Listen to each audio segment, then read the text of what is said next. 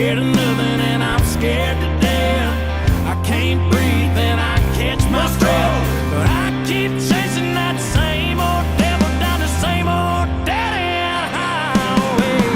Ain't no love in Oklahoma, just a whistle on a long black train.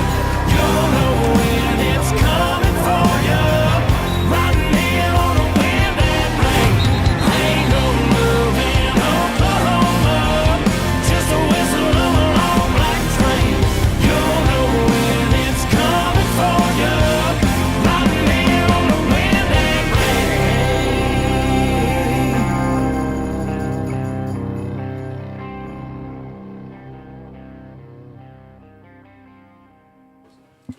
Good evening, ladies and gentlemen, and welcome to Wardog TV. We want to thank you for joining us for tonight's broadcast of Wardog Football. We are live from a rainy Fort Gibson, Oklahoma, and it is week 10 of the football season. Wardogs have traveled south to take on the Tigers at Fort Gibson. I'm Jim Paxton, along with Jacob Paxton tonight, and we're excited to bring you tonight's broadcast of Wardog Football live on Wardog TV, which was the official home of all live Miami Wardog sports, performances, and special event broadcasts.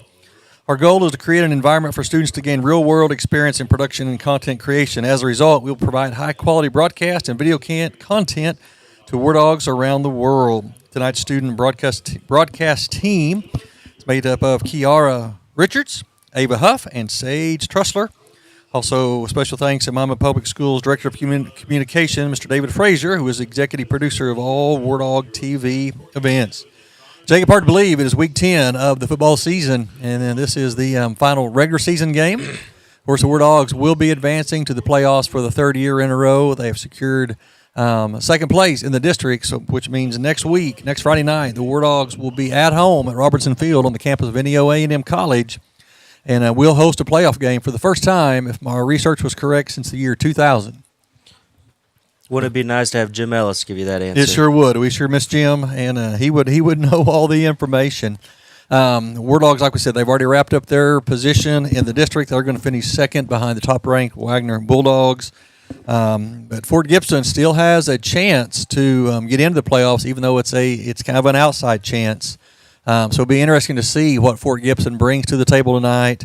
Because for them to get in, a couple of things has to happen. And I've tried to research this, and I probably have it wrong somewhere. But for Class 4A, 3, the Wardogs district, like I said, Wagner is first, Miami is second, and Grove is third. Cushing is fourth with a win, and they are fourth with a loss and a Fort Gibson loss, because last week Cushing did beat Fort Gibson. Fort Gibson still has a chance to get in. They've got to beat Miami tonight, and they've got to hope that Catoosa beats Cushing. I think let me look at my schedule of games here. I think that's who Cushing has, is Catoosa. I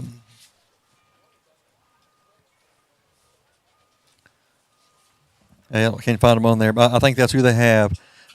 So it's a long shot for the Tigers to make it into the playoffs. So Cushing beat them last week, and Cushing's going to have to lose tonight. And I can tell you, Cushing's not playing Miami Grove or Wagner. I think they're playing, someone below us. I think it is Catoosa. So Fort Gibson has a shot, but it's a long shot. Now, the big question is who the Wardogs going to play next week. We have no clue.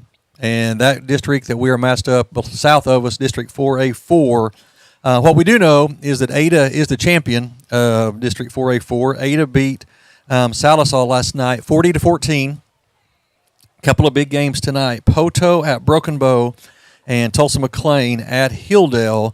And depending on how those games go tonight, we'll find out and have to sort it all out who the Wardogs' opponent will be next week. Now, like I said, I've tried to work on this throughout this week. And this is kind of what I've came up with. Maybe right or wrong. All right. Like I said, the two big games in the district below us, Poto's at Broken Bow, Tulsa McLean is at Hilldale. Now, if Poto wins tonight at Broken Bow, which I think would be a little bit of an upset, but Poto's Broken Bow's 4-2 in the district, Poto's 3-3, so it's definitely a possibility. And this rain is going to, cause havoc tonight on a number of games. But if Poto wins at Broken Bow, Sallisaw will become the 2, and they will Grove will travel to Sallisaw next week, and if Poto wins and Hilldale wins, I believe that Hilldale will be the 3, and they will come to Miami next week. However, if Poto wins and Tulsa McLean wins, it is a mess. You actually have, if my figures are correct, you're going to have 4 teams tied for the last two playoff spots. You're going to have Broken Bow, Poto, Hilldale, and McLean, all with 4-3 records, and nobody has completely beaten the other 3. I've never seen a 4-way tie. I've seen 3-way ties. I've been part of them before, but so it's all going to have to play out, and we'll see who the War Dogs will be playing next week. Now, let's go the other way. If Broken Bow beats Poto tonight, Broken Bow will be 2nd, and Sallisaw will be 3rd. And so I really think that's probably the most likely scenario. But on a night like this, where it is pouring down rain, you never know. And there's a chance that because Cushing wants to line up and throw it all over the field, and you don't know how this rain is going to affect them. So there's a lot to be played out tonight. But the good thing tonight is the War Dogs we know where we're going next week. We're going to be at home. We're going to be wearing the blue, and we're going to be hosting a playoff game for the first time in many, many years. So congratulations to Coach Gardner, to his staff, and this War Dog team. They have a chance to win 7-2 coming into the game tonight. We have a chance to go 8-2. I don't remember the last time we've won 8 games in a season. It's been a long time. And the last 2 years have been winning seasons. The War Dogs have been 6-4 in the regular season. Like I said, with the win tonight, we have a chance to move to 8-2 and 6-1 in the district. So big opportunity tonight for the War Dogs. Let's talk a little bit about Fort Gibson. Fort Gibson comes in.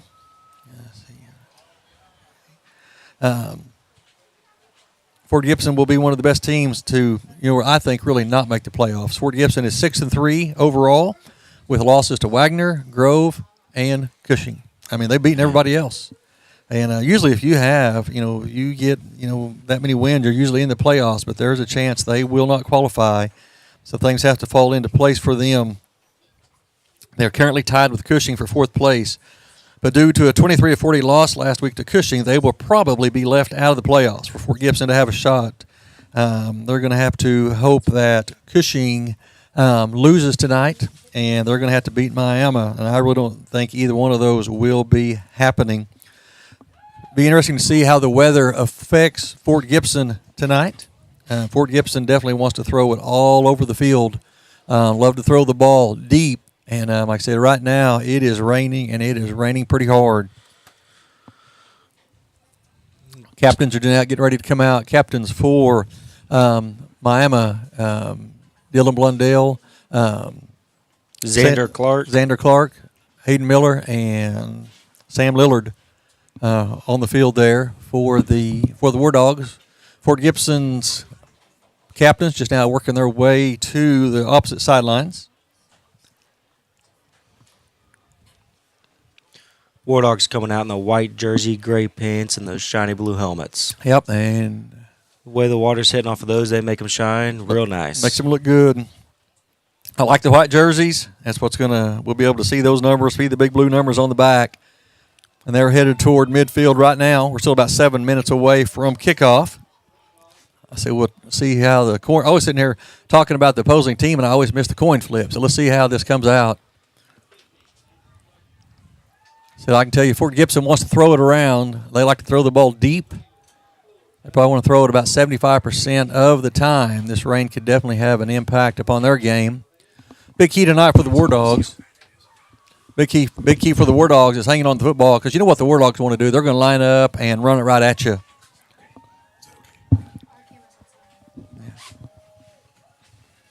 All right, captains are at midfield. Here comes the rest of the War Dogs onto the wet surface of Fort Gibson's field. All right, the War Dogs have won the toss, and they are going to receive. They will be going left to right. They'll be going toward the scoreboard. So Fort Gibson will kick off to Miami. Turn the lights off here in the press box to see it a little bit better. Jacob's going to help me with the light here. So let's talk a little bit about Fort Gibson. Fort Gibson will bring a powerful offense into the contest, offense that wants to put the ball in the air as much as possible. They're led by Logan Bethel, a 5'11", 180-pound sophomore. Bethel's a very accurate passer. He loves to stretch the field with a deep passing attack. Bethel has a number of targets to throw to, including Cash Keys, a 6'2", 180-pound sophomore. Brody Hanson, 6 foot, 170-pound sophomore. Kyle Rye, 6'3", 100-pound senior. And Kai Merle, 6 foot, 150-pound sophomore. When the Tigers want to put the ball on the ground, senior Judd Rude, 5'10", 170 pounds, will get most of the carries. The Wardog defense, which has been stellar this season, will be tested tonight by the Tigers. To make matters worse for the War Dogs, Fort Gibson has shown it loves to play a lot of gadget plays on film, so the War Dogs must be ready for the tricks tonight. Fort Gibson defense will take the task of slowing down this War Dog rushing attack. Leading the defense for Fort Gibson is an impressive defensive line, one that has the size to match up with the War Dogs offensive line. The Tigers are led by Douglas Two Shields, who's 5'11", 280-pound senior, Steve A.S., 6'2", 270-pound junior, and Cooper Hackett, a 6'7", 240-pound sophomore. So 3 big defensive linemen will set that defensive line for the Tigers.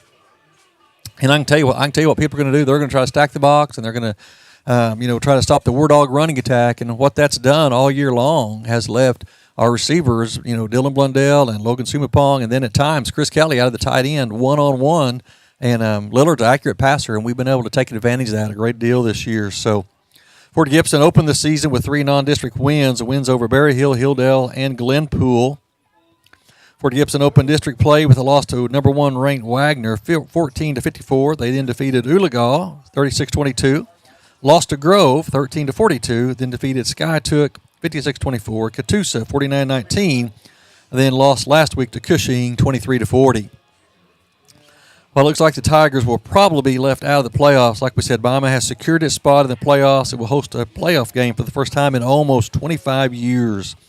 Miami 7-2 overall and 5-1 in the district has wrapped up second place in the district. Regardless of the outcome of tonight's game, War Dogs will finish second and will be at home next week. So we'll be keeping an eye on the games between Broken Bow and Poto, and also between Tulsa McLean and Hilldale. And we'll see how all of it plays out and see who the War Dog opponent will be next week. And it is the McLean Titans, not the McLean Scots. For years, they were the Tulsa McLean Scots, and I know the last couple of years, me and Coach Davis be there, and all night long I called them the Scots. And he said, nope, they're the Titans now. So be interesting to see how everything plays out. I said we're still about 3 minutes here away from kickoff. War Dogs are on the field. Still waiting for the Tigers to come out of the locker room and make their way onto the playing field here tonight. Look at some other playoff possibilities for local schools around us. Like I said, Class 4A we've looked at. Class 3A, the J Bulldogs have qualified for the playoffs. They defeated Veneta last night, 18-14. Number of games last night. I don't know if they were originally scheduled for last night or if they just looked at the weather and said, hey, let's move them to Thursday. But there was a lot of games in Oklahoma last night and Thursday night. But Jay did beat Veneta last night, 18-14, and so Jay gets 4th place out of District 3A4, and the Bulldogs will go to the playoffs. Of course, War Dogs scrimmaged at at Jay earlier this season. War Dogs also defeated Veneta in Game 2. Class 2A, Division 2, District 3, Wyandotte has an outside, and I mean really a really outside chance of making the playoffs. And that district, Adair is going to be first. Colcord is going to be second. Little Kansas, who plays at Colcord, will get second with a win, third with a loss. Wyandotte, just look at them. That's our local team here. They're going to be 4th with a win, and Wyandotte's going to have to beat Keys, which is definitely a possibility, but they're going to have to rely on some help. They're going to have a 4th with a win and a Kansas win, so Kansas is going to have to beat Colcord, which is probably not going to happen. Colcord is a really good football team, and also a win by Chelsea over Salina. I don't know much about Chelsea or Salina. I know Salina's supposed to be pretty good, but so Wyandotte has a shot, but it is really an outside shot of making the playoffs. Who has clinched the playoffs is the Welch Wildcats. Welch Wildcats won last night. They defeated Watts 44-6. and they are second in the district. So Welch will host a playoff game next week. And so congratulations to the Welch Wildcats. And years ago, I spent a year on the sidelines of the Welch Wildcats. So little 8-man football there. So congratulations to them. Our good friend Joe Bryson, one of the assistant coaches over there. So congratulations to him and their staff there. So we are just about a minute away from kickoff here. The War Dogs are out. And we're going to do our best to get your names. It is dark in this press box, and because we had to turn the lights off just to do to the, to the glare on really to see out, and the glare, and it's also kind of foggy in here. So decent crowd here tonight for a rainy night. I mean, it is. It was raining a little bit harder earlier than it is now. No, it is still. You look up in those lights, it is still raining hard. Now we are ready here for kickoff between Fort Gibson and Miami, Week 10 of the season, last regular season game before playoffs hit.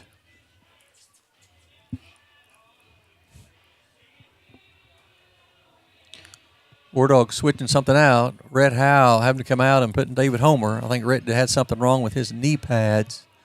Official sent him off, so Homer took his place. I know that was a very big point of emphasis. If the pants do not cover the knees, they will send you off the field. And that's what it is. And you watch college football now, they wear them up around the middle of the thighs. And there's a kick, a high kick. It's going to be caught about the 31, 32. I think that was maybe David Homer who caught that.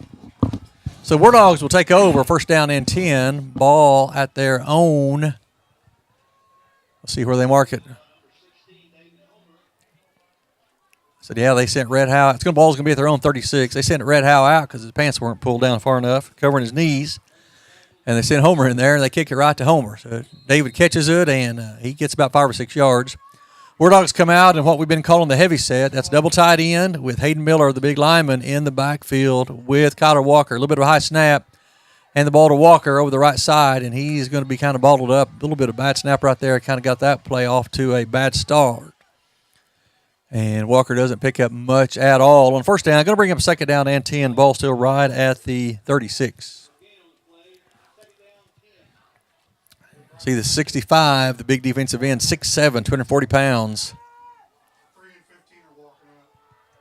See, all right, Lillard gets it, drops it back. He's going to throw it. And he's got Sumapong down there. Oh, he almost brought it in all the way down to the 30, just not able to bring it in. It's going to bring up third down and 10 for the War Dogs. It's going to be one of those nights you're going to be switching the balls in and out almost every play or two that you can. Try to keep that football dry. Third down and 10 here for the War Dogs. Opening possession just underway here at Fort Gibson. Heavy set. Sumapong split to the right. War Dogs try to draw them off sides. Looks like they crossed the plane of the ball, but no penalty. War Dogs are going to take a timeout right here. So War Dogs going to take their first timeout of the contest. So this is a good Fort Gibson team, and they come in 6-3 on the year.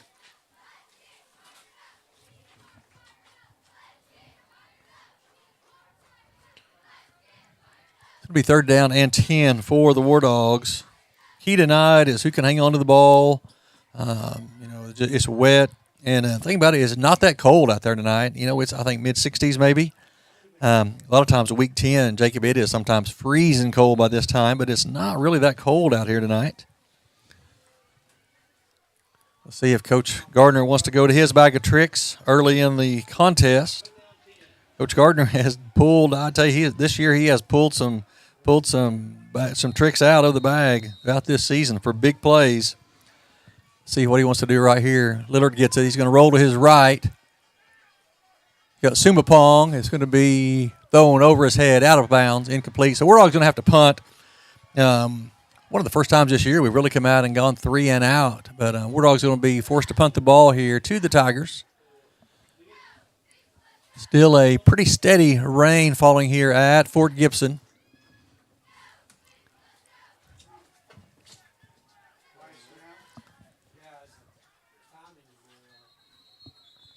We're going to have another timeout on the field. And Fort Gibson's going to take a timeout here. So not even 2 minutes in, and we've already burned a couple of timeouts here tonight. They were a little confused. Miami came out without their regular offense lined up, and Fort Gibson was not ready for that situation. Yeah. Miami very seldom lines up in what we would call a traditional punt formation. They usually come out and just get in their offense and snap it to Lillard, and he just kicks it. But they come out right there, and Fort Gibson a little confused on how to get lined up for that. So they're going to take a timeout and talk about it.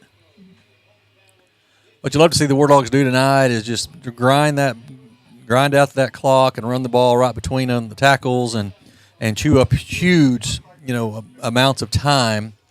The War Dogs this year have had drives of 8 minutes, 9 minutes, almost even 10 minutes. And Lillard kicks it, and it's going to land about the 25, going to roll inside the 20, and it's going to go down to about the 16-yard line. So you see him kick it, that ball hit the ground. There's water, just that turf is wet. So Cushing will take over. 11 minutes left in the first quarter. War Dogs went 3 and out. Cushing now for their first possession of the ball game. Like I said, Cushing wants to put the ball in the air. We'll see if this wet conditions will have a big effect upon their passing game. Going to come out really kind of with a tight end look and 2 receivers to the left. They're going to hand the ball up inside. He's going to try to bounce around the right, and he's going to be brought down for a loss from the 16, probably back to about the 14. So about a loss of 2 on first down. Nobody really has been able to line up and just run the ball at this Miami team all year long. The teams that have had success, like Wagner, they got the ball to the receivers and just use their speed. Fort Gibson will go no huddle. 3 receiver to the left, 1 to the right. Going to hand it up around the right side again. He does break free. He's going to go up to about the 30, so he's going to pick up a first down. So it did find a little bit of a hole right there. So good gain on second down for Fort Gibson. Going to take the ball up to the 29. It's going to be a first down for the Tigers. Rain starting to pick up even more. All right, he's going to run. It's going to be caught. He's going to be brought down in the backfield. That play started about the 27, 28. He's going to lose just a couple. Going to bring up second down. Let's call it 12 for the Fort Gibson Tigers, and the rain has just picked up in intensity big time. Luckily, we are inside the press box on the visitor side, but, man, it is raining hard. Going to hand the ball up inside again. He finds a crease, and he's going to go up across the 35 to about the 36. Bring up third down and about 4 for the Tigers. Just underway here at Fort Gibson.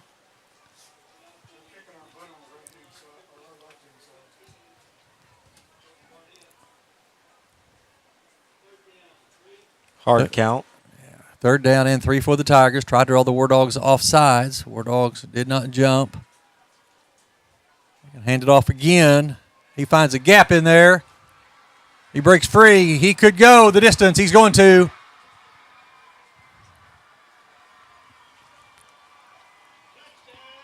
It's about a 64-yard touchdown run by Fort Gibson. Rolled this right up the middle, found a crease, and outrun the War Dog defense. So Fort Gibson takes the early lead here, 6-0. So, I know kind of the strategy. Take the ball and see if we can chew up some of that clock and get an early lead. War Dogs were not able to do that. War Dogs still did a good job on, even though it went 3 and out, punted it and inside the 20, but Fort Gibson takes it in about 5 or 6 plays, and they go the distance, and they lead here early, 6-0. Here's the extra point attempt. It is up, and it is good. So with 9:05 left in the first quarter, War Dogs on the short end of a 7-0 lead here at Fort Gibson. Nothing fancy right there. Fort Gibson just did a good job of blocking people up front, and they found a seam. And they go a big run on second down or third down. They find pay dirt. Mr. Mercer's weighed his way into the press box. I guess Rusty did not want to stand out in the rain. I said the rain has picked up really in the last few minutes. It is raining hard here at Fort Gibson. What I think this is going to come down to is who's able to hold on to the football. Yep. With turf coming into play, it really evened out the playing field for teams. Used to you be able to, whoever could handle the mud. Now it's just a slippery surface for everybody. Who's got their footing at that moment is going to make the big play. And that's going to play a big part into this tonight. All right. Fort Gibson early 7-0 lead here after the big run. They line up to kick it. Last time they pooched it high on, kind of a high, deep pooch. Came down about the 30. They're going to do kind of a low line drive. It's once again caught at the 30. Out across the 40. We're all going to take over pretty good field position up to about the 43. That kicker's got pretty good aim. Our receiver has not had to move one step to catch either kick. That was Red Howe on that reception. Must have got his pants pulled down past his knees, so he got to go back out on the kickoff return. Wardogs will come out for their second possession of the contest. Now on the back end of a 7-0 lead for the Tigers. And I think the Rangers kicked it in another gear.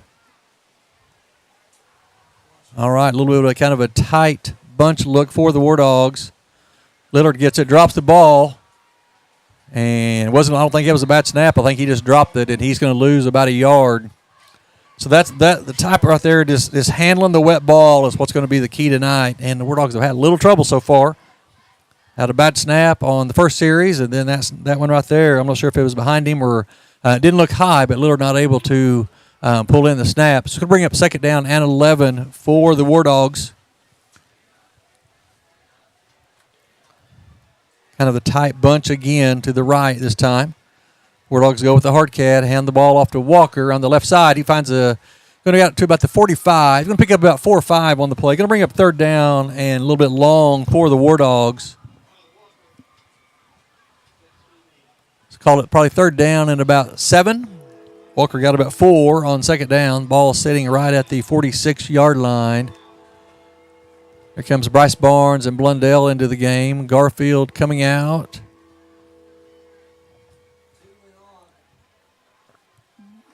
And so 2 went on, only one's come off. This is going to bring one of the linemen off. Wardogs going to have to hurry. Wardogs had a little trouble getting the personnel. They're going to have to take another timeout, and they're going to use their second one of the half as they had trouble getting personnel they wanted on the field.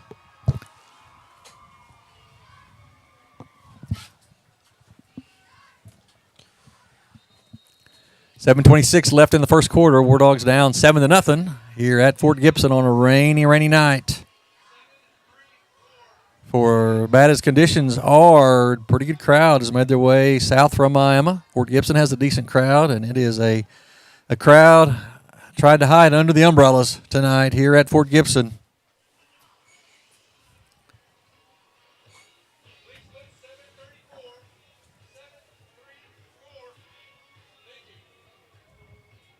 They're doing what they can to switch in and out the footballs, keep those dry.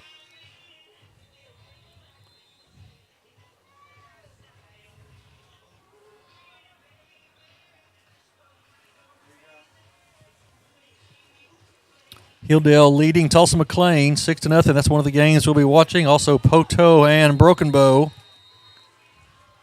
No score on that one. All right, third down and 7 for the Wardogs. Going to throw a little screen pass to Chris Kelly, and he drops it. Pretty well defended there by the Tigers, and the Wardogs going to have to punt again. Wardogs still haven't picked up a first down. Ran a little screen pass to Chris Kelly, a little tight end screen, and Fort Gibson was all over that one.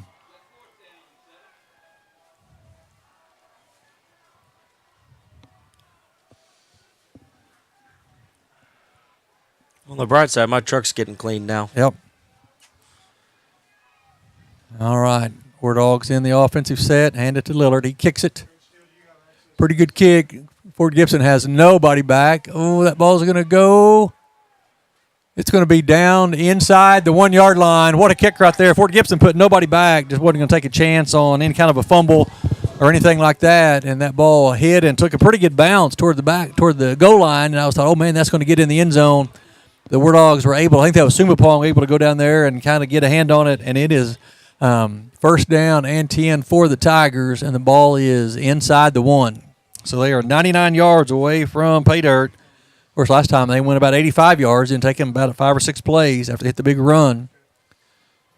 This will be a good time right here for a bad snap or send the house. Yeah, like I said, the Fort Gibson has had 2 or 3 plays already. When they've tried to run it, they've found a few holes, but they also have had a few negative plays as well. All right, hand the ball up inside, and he's going to take it out to about the 2 or 3 yard line. Pick up about 2 on first down.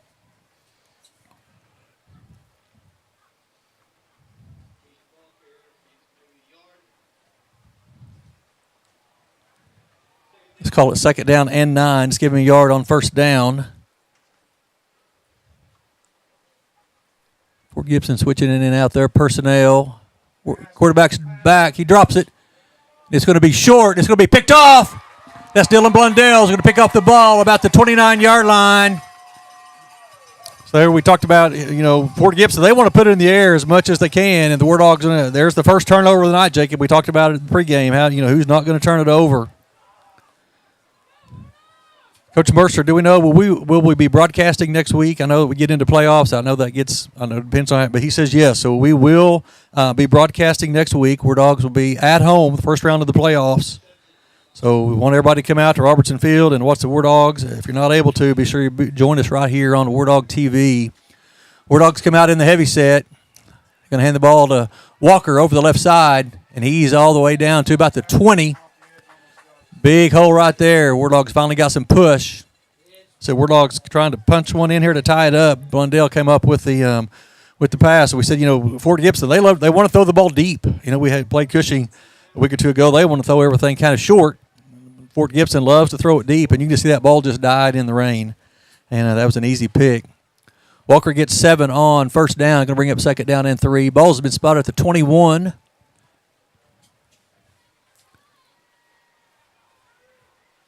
Wardogs back in the heavy set. Miller in the backfield. Rain picking up again. And looks like Lillard dropped again. Looks like Miller almost knocked the ball out of his hand as Miller was coming across his face. And like I said, that's all that's what's going to be the problem tonight is ball security and not putting it on the turf. That's the second or third time the Wardogs have put it there. So big gain on first down is negated, and the Wardogs now facing third and 9. And right here, Jacob, you got to think I don't have to get 9 yards. I need to get about 5 yards. Don't think you have to pick this up here. Wardogs definitely in 4-down territory. A night like this, I'd be surprised if we seen Seth Davis on to kick a field goal for this. Wardogs out of the heavy set now, tight end to the right, receivers to either side. Lillard drops it again. That's the third time Sam's put the ball on the turf. Wardogs are not going to have success. Continue to do that tonight. So, going to bring up fourth down and about 12.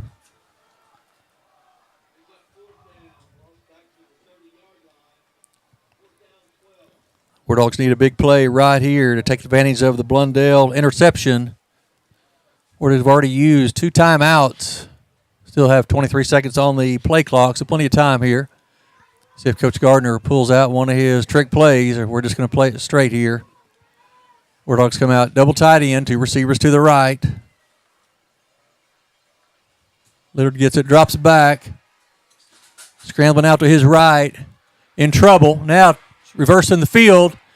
Has a lot of room in front of him. He is going to come up short of the first down. Fort Gibson turns away the Wardogs. Wardogs ran 3 plays right there, or got a first down. Then the last 3 plays, 2 of them, they put it on the ground. All right, so Wardogs not able to take advantage of the interception, and they turn it back over to Fort Gibson. It's just going to be one of those nights. It's going to be a night. It's going to be a sloppy football night.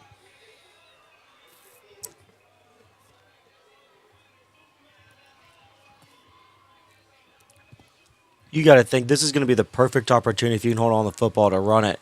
The officials want to get out of here just as much as everybody else. Yeah. They're not going to throw nearly as many penalties. You're going to have a chance to just line up and run. All right, Fort Gibson hands the ball up inside. Number 2 over the right side, finding a little bit of room right there. I said Fort Gibson does have some good sized linemen. They're probably one of the teams that can match up a little bit with the Wardogs up front, some of their size. Pickup of about 5 on first down for the Tigers. Right, hand the ball up inside again. Number 2 does a good job cutting back. He's going to have the first down. Out to about the 32, 33-yard line. So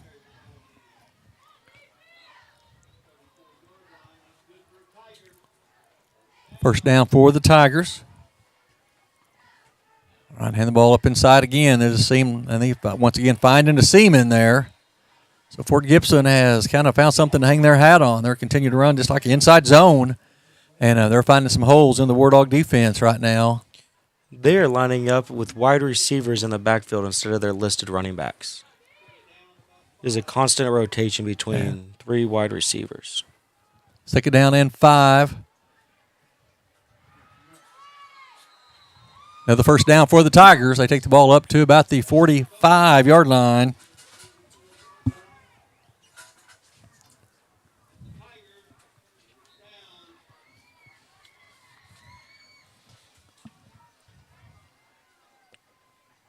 First and 10 for Fort Gibson. Ball at their own 45. They're going fast. They go no huddle. Wardogs look like they're having a little trouble getting lined up defensively. And we're going to have a illegal procedure against the Tigers. A wide receiver on the far side took off a little bit early. He was only about 5 yards down the field when the ball was snapped. So that's a little bit early.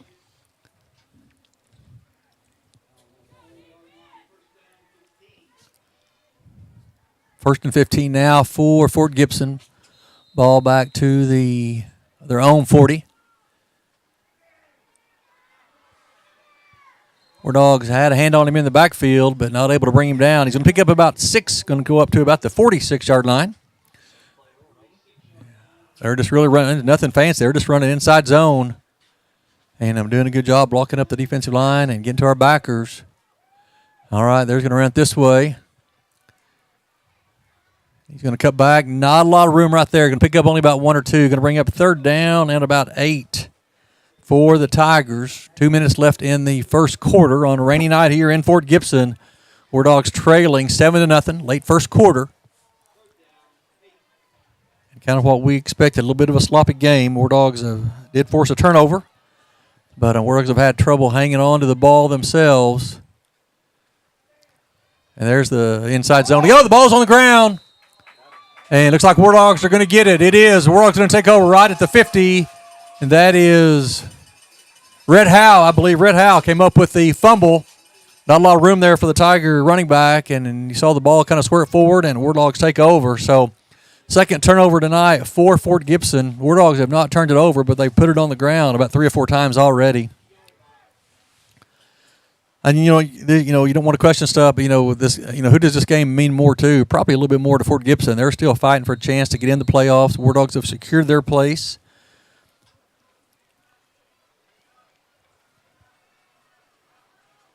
All right, Wardogs come out, heavy set, hand the ball to Walker over the left side. He's going to pick up about 4 from the 50 down to the 46-yard line. Wardogs just need to hang on to the ball. I mean, they've just put it on the ground too many times and mishandled snaps, and Wardogs will be able to, they'll be able to line up and run it right at you. Pick up a 6 on first down for Walker. 1:23 left in the first quarter. Wardogs trailing here, 7-0.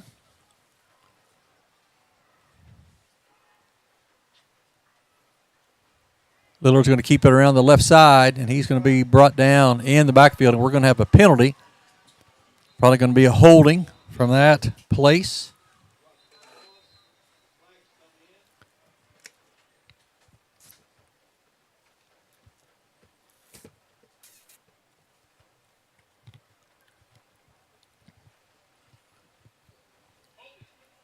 And that's what we have. We're going to have a holding on the offense. It's going to back the Wardogs up 10. And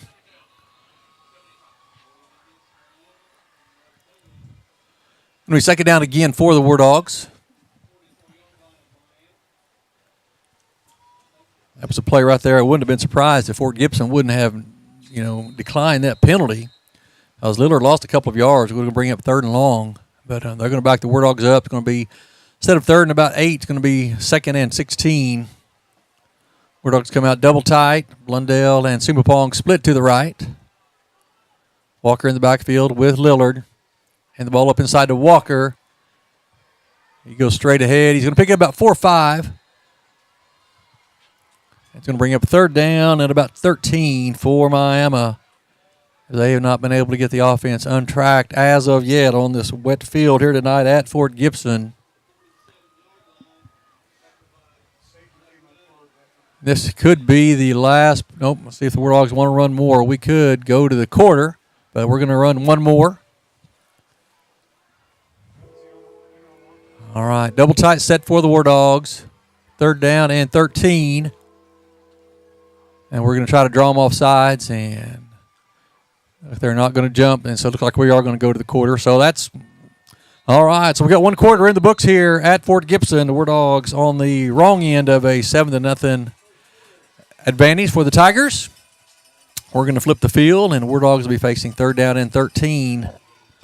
Fort Gibson's already turned it over a couple times, one by a fumble, one by an interception. The Wardogs haven't turned it over, but the Wardogs have put the ball on the ground 2 or 3 times already on a rainy, rainy night here in Fort Gibson. Week 10 of the high school football season.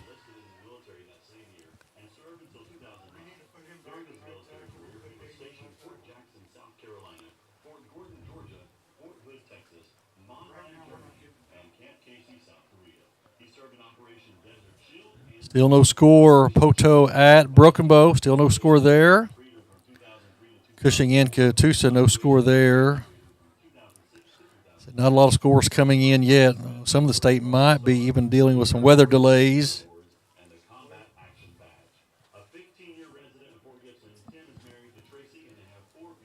All right, Wardogs now going the other direction. A little bit of a wind behind them now.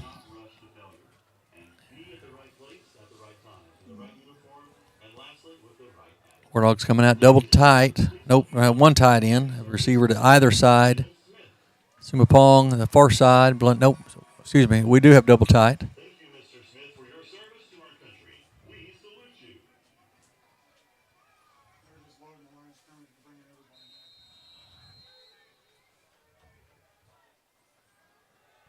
you. Lillard gets it around the left side. He's going to pick up the first down, down inside the 40. But both arms around the ball, and he's going to take it down to about the 39. So Wardogs pick up big gain on third and long. They do convert the first down. And you can tell we're running the ball really to be more a little bit careful than we are to be just aggressive running right there. Sam's got both hands on it, and probably, in the back of his mind that he's, we've mishandled the ball 3 or 4 times already. But the Wardogs do pick up a big first down now into Fort Gibson territory. Ball at their 39-yard line. Barnes and Chris Kelly at the tight end. Sumapong and Blundell split wide. It's going to be a little around the right side. He's going to cut back. Good cut right there. Going to go for about 2 or 3 down to the 37-yard line. Going to bring up second down and 8.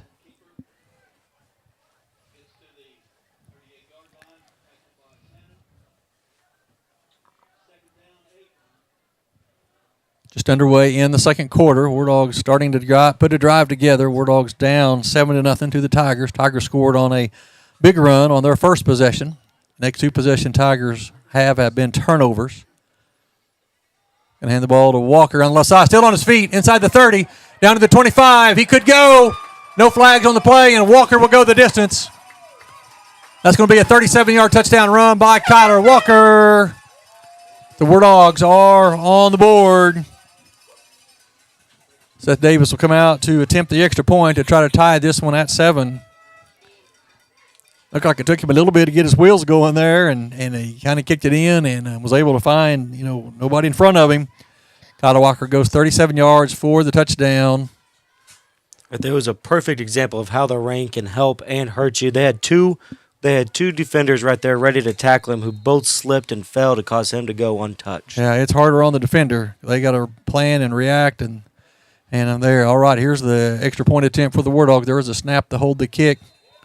Davis continues to be almost perfect this year, and we're right down the middle. That makes it 7-7 here at Fort Gibson.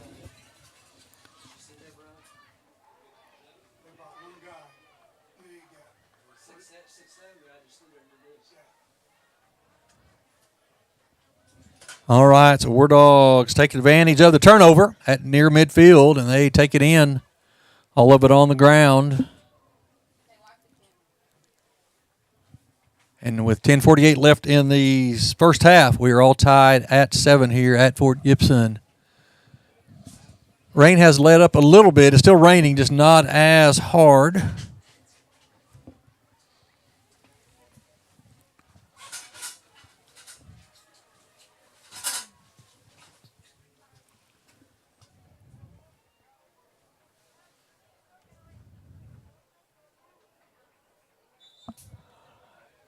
All right, Wardogs to kick off.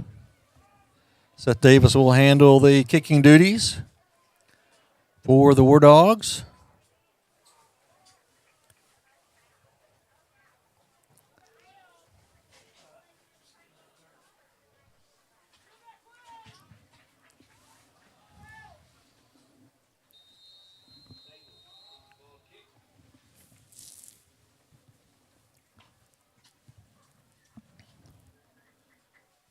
All right, Davis kick, kind of a little squib kick. Still bouncing around. Oh, Wardogs had a chance to get that one, just not able to grab it there. And Fort Gibson kind of sitting there looking at it, and boy, that could have been big right there for the Wardogs. I'm not sure if that was supposed to be an onside kick, but that's what it looked like. It looks like what it ended up to be. Fort Gibson will take over, ball about their own 33-yard line. All tied here at 7. Coming up later this month on Tuesday, November the 26th, is going to be Meet the Wardog basketball night at the Miami High School, featuring 7th grade, 8th grade, and high school girls and boys basketball teams will be scrimmaging. Want everybody to come out and meet the Wardog teams as they get ready to prepare for their season. All right, handoff up inside. I was going to try to bounce it. Not a lot of room right there. David Homer, great job coming up, and David Homer and Chris Kelly in on the tackle. Way to pursue the football. Yeah, good job right there by the Wardogs, not getting upfield and making them bounce and not giving any angle right there. Going to be a pickup of 0 yards for the Tigers on first down. And bring up second down and 10.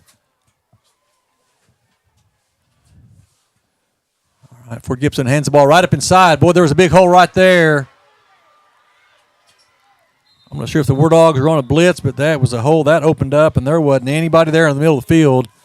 Fort Gibson's going to take the ball all the way across the 50 down to the 45-yard line. So a big pickup on second down for the Tigers.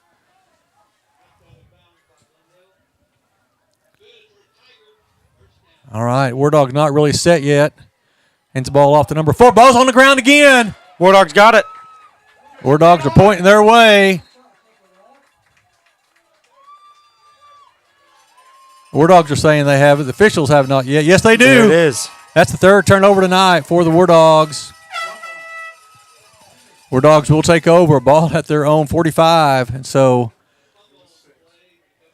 46. I did not. Jacob, did you see who came up with the fumble? I did not. There was a hose, and he tried to pick it up. Yeah, and Fairman tried to reach down and get it, and then I saw it squirt loose, and I'm not sure who came up with it, but another big turnover for the Wardogs. They will take over first and 10. Ball at their own 41-yard line. Rain has lightened up a little bit here at Fort Gibson. Still coming down. It's not quite as hard. Wardogs back out in what we've been calling the heavy set. Miller in the backfield. Hand it to Walker around the left side, and no running room at all right there. He's going to be brought down behind the line of scrimmage. It's called a loss of 1. Going to bring up second down and 11. And the Wardogs might be better just to go ahead and spread the field. And because right now Fort Gibson just stacking the box. They've got 7, 8 guys in the box. It's easier to make people miss in the rain. Why not set it up? All right, Wardogs in kind of a much tighter formation. A little bit of low snap. Walker keeps trying to bounce. I'm not sure if that's supposed to go wide. There isn't anybody out there to block for him. I think that ball, that play's got to go up inside a little bit more. Kyler keeps trying to bounce that. And there ain't anybody out there to block the corner. We have nobody outside our tight end. It's 2 consecutive plays, ends up in losses of 3 yards. So Wardogs now facing third down and 13. 9 minutes, just under 9 minutes left till the half. We're all tied at 7 here. Wardogs bring in a wide receiver and take out a lineman. Yeah, Wardogs space the field a little bit. Yeah, still going to go double tight, receiver to either side. Bring Walker out of the backfield. They're going to throw it over to Chris Kelly. Another screenplay, and he drops it. It's going to be an incomplete pass. So Wardog's not able to take advantage of this turnover. Fort Gibson did a pretty good job. They're ready for the tight end screen. We tried to throw it twice, and they're watching Chris Kelly. Chris had some big catches this year for Miami, so I know most of the time we're throwing it to Sumapong and then maybe Blundell, but Kelly's had a number of big catches. All right, here's Wardogs in their punt formation. It was really just like a trip set. Scares me a little bit because Lillard's only about 3 or 4, and this one's blocked. Exactly why. There is a flag on the play. Yeah, we're going to either have a legal formation or somebody off sides. That's why I just don't like that formation. He's only, usually when you're punting, your punter is 14 yards deep. Lillard's only about 6 yards deep, and that one was blocked. The wind is either blowing really hard out there, or the ref threw that flag behind him. It is about 4 yards behind our players on the sideline.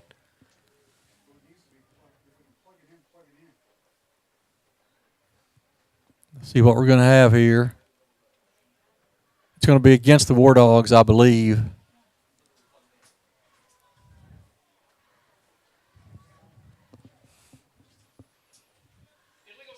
Yeah, the Wardogs did not have enough men on the line of scrimmage. And so that punt was blocked. Like I said, Lillard's only about 6 yards deep. So you don't have a chance to hardly protect him. All right, so Fort Gibson will take over in great field position after the blocked punt. Well, they ended up moving the field. Now, is that right, Jacob?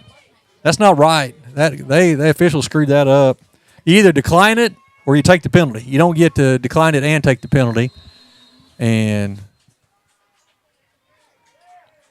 they hand the ball over the left side, and he's hit in the backfield. He's going to be brought down for about 4-yard loss.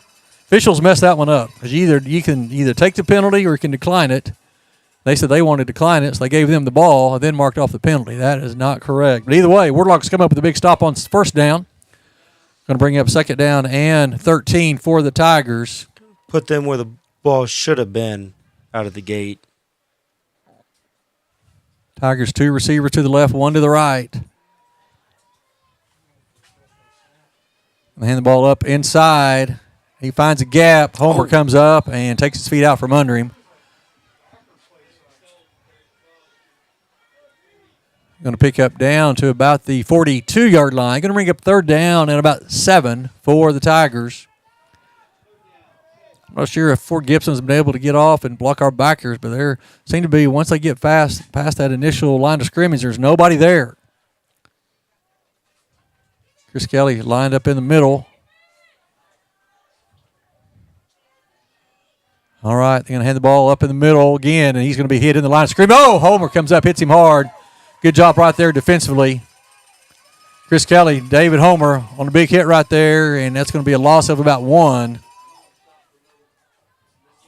I'm not sure if the Wardogs are switching things up defensively, but it seems like they have a little bit of trouble getting lined up tonight. It's going to bring up fourth down and 7. Comes a little tunnel pass, and he's still alive. Going to bring back this side of the field. Backside block, they've got it there. We're going to have a penalty, and he's going to come up. It's going to be short of the first down, so Wardogs will be taking over. And that was a clear as day. That was a textbook blindside, backside block. He lit him up. All right. Glad the official was there to catch that. A little bit of a tunnel screen. It was complete, and there wasn't a lot of running room, and he ended up coming all the way across the field. But the Wardogs stop him on fourth down, so the Wardogs will probably decline this penalty and take the ball.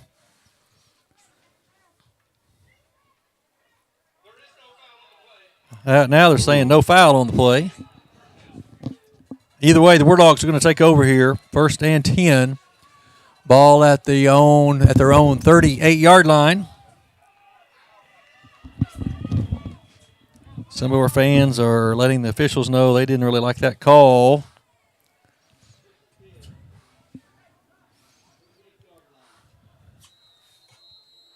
Like the rain has let up quite a bit here. All right, Wardogs come out, double tight, one receiver to either side. And the ball to Walker. And we're getting too much penetration from the backside.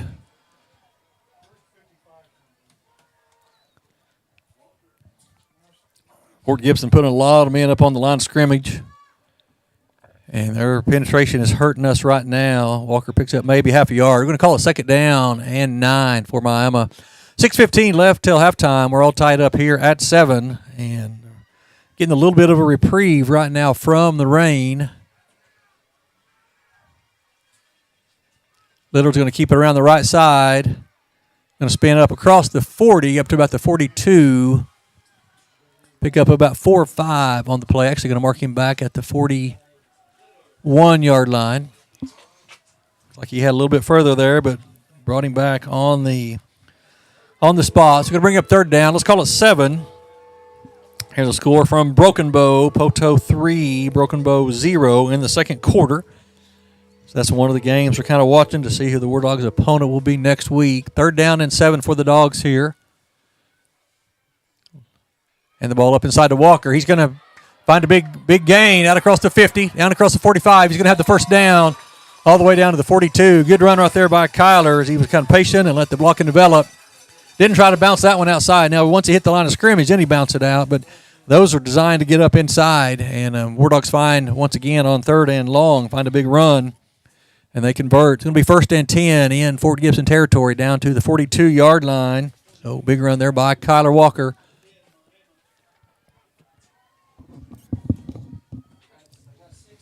6 men on the line of scrimmage for Fort Gibson. And Walker again, still on his feet, across the 30, inside the 25, down to the 20. He's going to be brought down about the go out about the 19, so another big gain for Kyler Walker.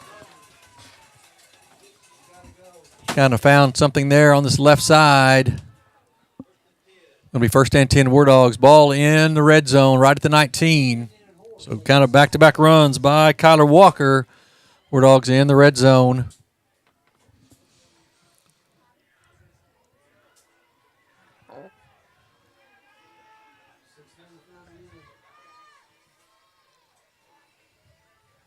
Walker around the right. Oh, Lillard's going to keep it. He's going to go down to about the 10. Josiah Barley hurt tonight. Josiah Barley hurt. I do not see him out there. They've got Searcy over on the left tackle. Wayne Wells on the right tackle. Usually Barley plays that left tackle. All right, pickup of 9 on 1st down by Lillard. Warlock starting to get the running game untracked here. 2nd down and 1. Ball about the 10. Fort Gibson really trying to stack the line of scrimmage. They're going to hand it up to Walker. Walker runs into his own man. He's going to bounce off. He's going to have the 1st down. He's going to be pulled down about the 7 or 8. Ran right up in there and kind of ran into one of his own blockers, but he does pick up a 1st down. Going to bring up 1st down and goal for the War Dogs. Look at the ball's about the 7-yard line.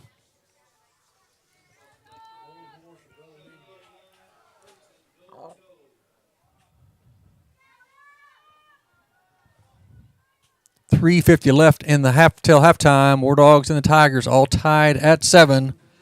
It's been a wet night. Actually, rain has stopped here at Fort Gibson. The handball. War Dogs aren't getting anybody into the linebackers. He's running free, and Walker's going to be brought down for about a 3-yard loss back to about the 10.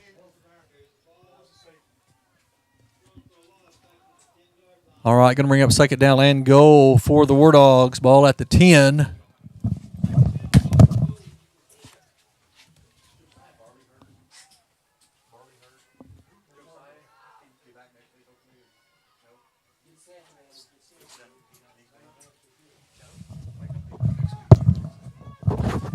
All right, 2nd down and goal for the War Dogs. Ball at the 10-yard line. 2:55 left in the contest here till halftime. And he's going to be brought down for a 5-yard loss. So War Dogs had 1st and goal at the 7, 2 consecutive plays. They've lost 8 yards. War Dogs going to be now facing 3rd and goal from the 15. War Dogs might be thinking of a field goal now. We don't pick up something here on 3rd down because rain has stopped. here at Fort Gibson.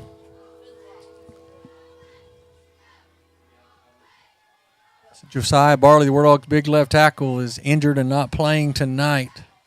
So Wardogs having to rearrange their offensive line a little bit. Lillard gets this one, drops it back. He's going to throw it. He's got Walker, and it is going to be that was a float. That was a duck come quacking right there. I don't know. Did he get hit or did he just not? Huh? Just not able to get the grip on the ball and tried to bring Walker out of the backfield on a wheel route. And Fort Gibson had it covered pretty well, but the pass was way underthrown. Looked like he just couldn't get a grip on that. So Seth Davis is going to come on. This will be the tee's going to be put down right about the 20s. It's going to be officially a 30-yard field goal attempt for Davis to try to put the War Dogs up 10-7. Snap, there's the hold, the kick, and it is going to be wide left, and he did not get a hold of that one. I'm not sure if the hold was good. I mean, the snap good and the hold not good, but Davis did not get a good foot into that one, and that one was kind of yanked hard left. So War Dog drive gets inside the 10, but Tigers turn them away, and Fort Gibson will take over with 1:50 left in the first half, and we're all tied at 7 here. So the rain has stopped. So wouldn't be surprised to see Fort Gibson try to put the ball in the air. That's what they really want to do is throw the ball. Kind of look at the streamers on top of each goalpost. They look almost like they're blowing toward each other. So maybe a little bit of a swirling wind. Fort Gibson gets it, drops back. He's going to throw it over the middle, and it is caught by number 7.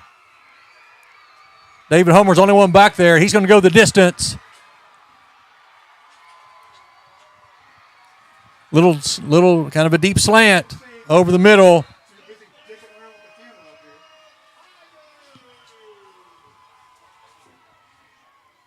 That's going to be an 80-yard touchdown pass for Gibson, so that takes them one play to answer.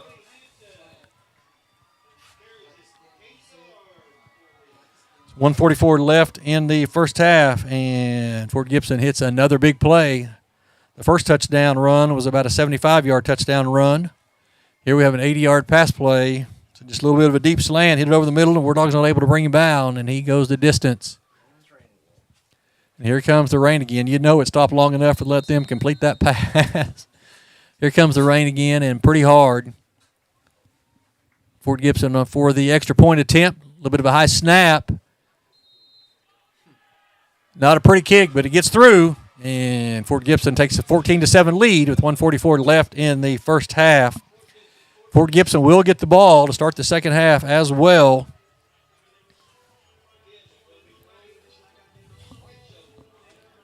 Cushing leading Catoosa 20-0. That's going to eliminate Fort Gibson's any chance of making the playoffs tonight. They had to have Cushing lose at Catoosa, and Cushing leading 20-0.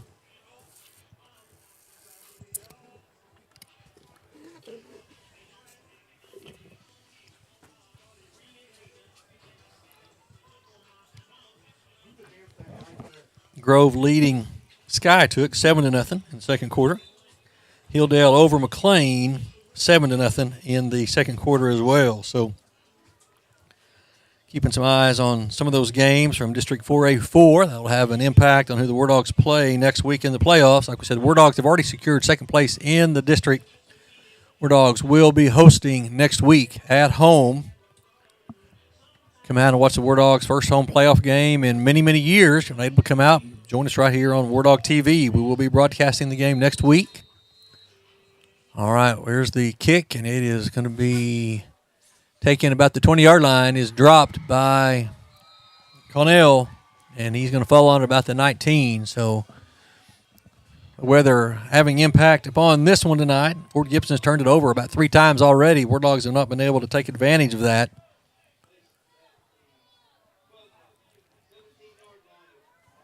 War Dogs going to take over. 1:40 left till halftime. War Dogs trailing here at Fort Gibson 14-7.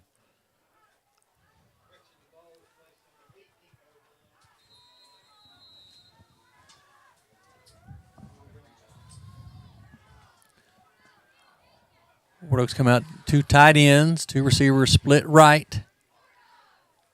And ball up inside to Walker.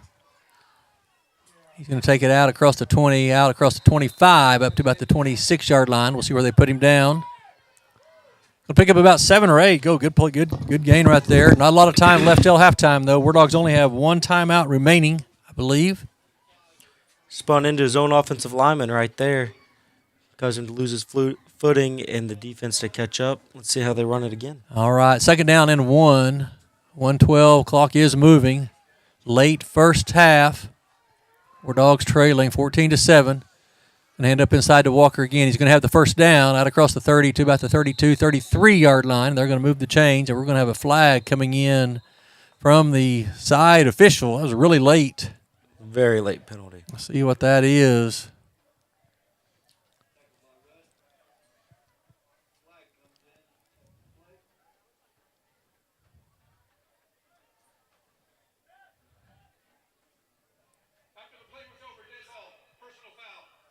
We're going to have a personal foul after the play was over on Fort Gibson. That's going to move the ball up to about the 47-yard line, 48-yard line. So Wardogs now maybe suddenly starting to think about, hey, let's try to put something together here. Taking advantage of this penalty. Wardogs trailing here 14-7. Under a minute left in the second quarter. Wardogs with the ball at near midfield. Let's call it the 48. Wardogs need to hurry.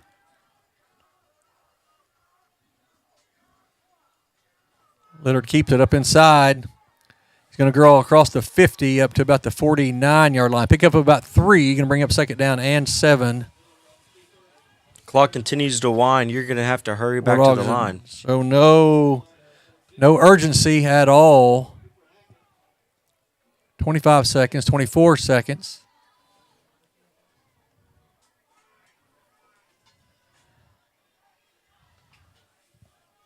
$15 seconds. Wardogs are going to hand it to Walker on the left side. Keeps trying to bounce it outside. That play's not designed to go outside, I don't think. It's got to get up in there. But hey, hand it, give credits to Fort Gibson. They're covering all the holes and not much room inside. Cotter's trying to find what he can. Wardogs take a timeout with 3 seconds left.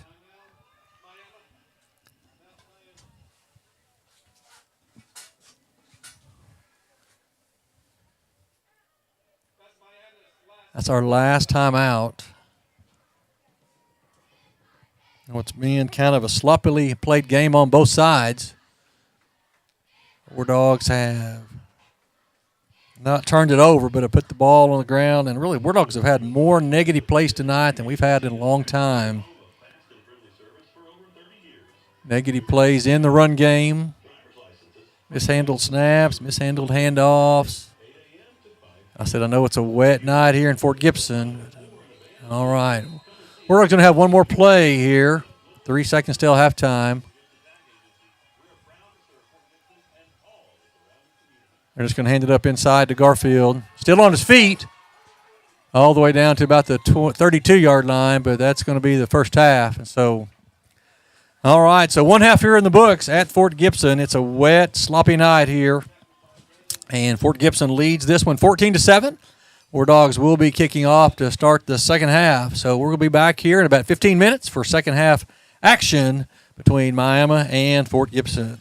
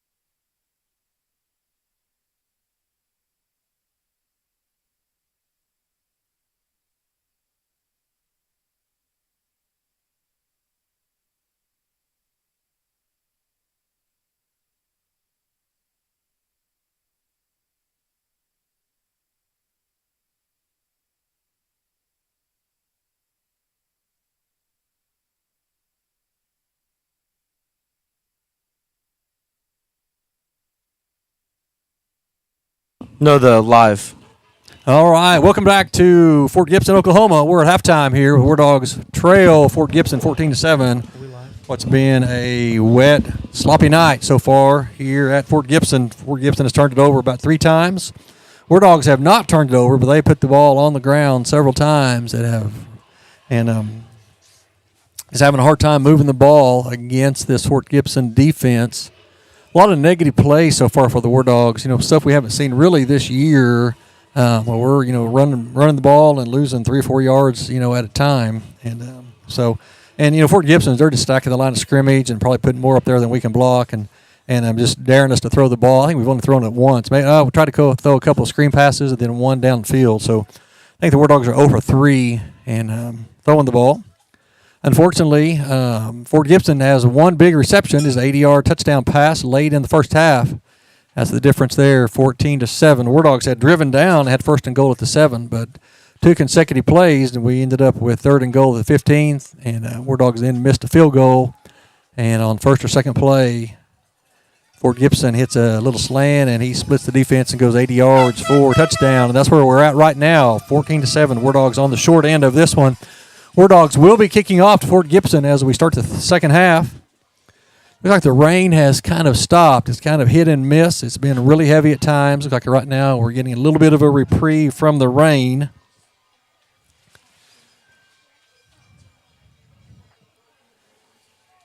Fort Gibson holding on to some very slim chances of making the playoffs. And they are kind of slipping through their hands because Fort Gibson needed Catoosa to beat Cushing tonight, and that is not happening. See if we can give you some updates here. Cushing 34 over Catoosa, 0 at halftime. So this will be the final game of the year for the Fort Gibson Tigers. Jake, and I'm going to tell you, this is probably one of the best teams not in the playoffs. They're a good football team. Both sides of the ball came in 6-3. Their 3 losses have been to Wagner, Cushing, and Grove. And they lead Miami right now 14-7. So this is a really good football team that unfortunately is not going to advance to the playoffs. War Dogs will be kicking off away from the scoreboard.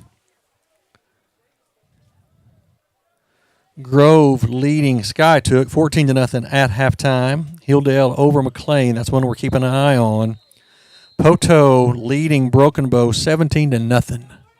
So it's going to kind of make some determination on who the War Dogs will be playing next week. War Dogs kick it off.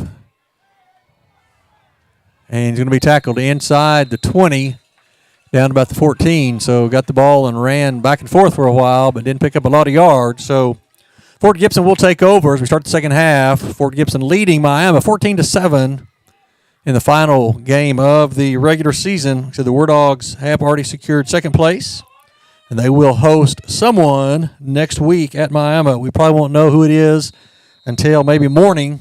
We have to see who wins and who loses and how all of that plays out. All right, Fort Gibson now gets the ball, going to hand the ball up inside.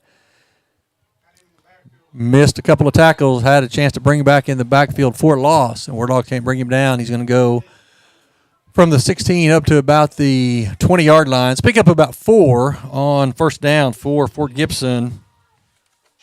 Like I said, Poto leading Broken Bow.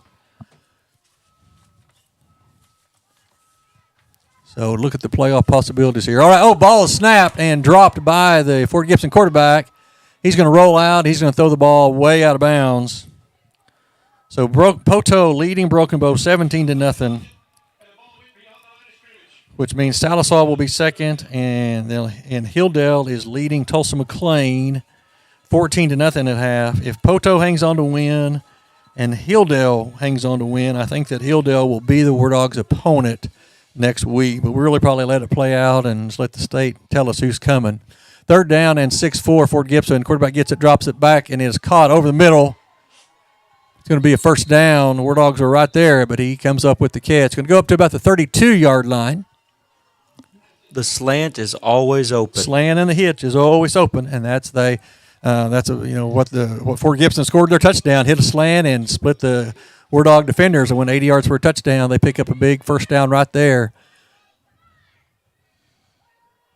Fort Gibson drops back, going to throw it deep. And it's going to be incomplete. Good coverage out there by the War Dogs. David Homer and Dylan Blundell, two of them deep right there on the receiver, and that goes incomplete. Homer came from the opposite numbers to get in there to break that up. Yeah, that Homer, was a great defensive play. Homer's playing the deep safety right there. Going to bring up second down and 10. War Dogs going to need to get set quick. Fort Gibson's already ready to go. They're going to hand this one up inside. He's going to bounce out. All right, David Homer on the tackle. He's going to go up to about the 37, 38-yard line. Going to bring up third down at about 4 for Fort Gibson. Just underway here in the second half. Fort Gibson leading 14-7. That was our halftime score. A couple of big plays for Fort Gibson on offense. Third down, let's call it 4 for Fort Gibson. And hand the ball to the running back up inside, and he is going to be brought down short of the first down. It's going to bring up about fourth down and a yard. Ball at the 40. They got to get across the 41. So I'm sure Fort Gibson will go for this one. Fourth down and 1. Watch the football. It's not a play you want to jump off sides right here. There's a bad snap, and he's going to be hitting the backfield. Garfield's going to tackle him. So there, the rain has stopped. I think that looked like a little bit of a bad snap. Looked like that was low and to the left of the quarterback. And 4th and 1, they're not able to convert on the bad snap. The War Dogs will take over. Ball in Fort Gibson territory. We're going to call it at the 34. So War Dogs need to take advantage of this. War Dogs need to go down and get their offense untracked. And I'm probably going to have to try to put the ball up in the air a little bit. I said rain has stopped right now. And a little bit of a wind blowing here, but the rain is stopped. War Dogs are 0 for 3, I believe, on the passing so far tonight. No completions as of yet. They're coming. Fort Gibson really stacking the box. Walker finds a seam up inside. He's inside the 20, inside the 15, down to about the 13-yard line. Good job to hold on to the football right there. Big play right there.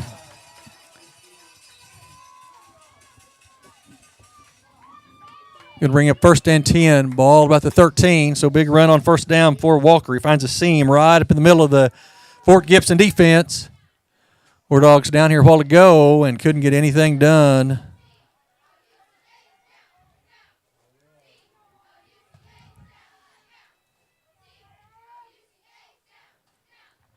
Walker again up inside, finds another hole down to about the 10.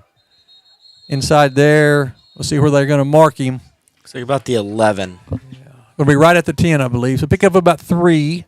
And bring up second down and 7. War Dogs having to readjust offensive line. Josiah Barley out tonight. Injured late against Catoosa. The War Dogs have kind of used a couple of different combinations. They did move Searcy from the right tackle to the left tackle. But now they move Searcy back to the right. And they have Hayden Miller, the left tackle now. War Dogs have kind of got away from the heavy set a little bit right there. Going to bring up second down and 7 for Miami. This is going to be Lillard around the left side. Going to cut it back. We're going to have a hole. That's going to be on Wells. Not like this. It's hard to cut. You almost need to line up and just go right at them. Lillard trying to cut back right there, and we're going to have a holding call, I'm sure, on the War Dogs.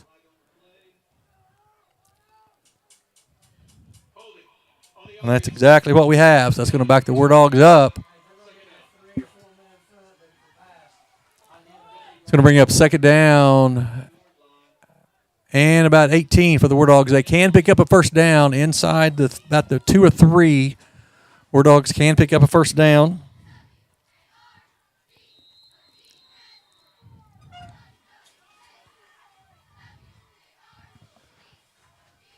.8:30 left in the third quarter. War Dogs trailing 14-7 here at Fort Gibson. Fort Gibson is loading the defensive line. Yeah, they're just loading the box. Up inside to Walker. He breaks through. 15 still on his feet. And he will score. Touchdown, Miami. So War Dogs able to answer out there. Walker finds the end zone again. Davis will come on for the extra point to try to tie this one. So War Dogs sticking with the ground game tonight. And like I said, it's a wet night, even though the rain has stopped for a little bit.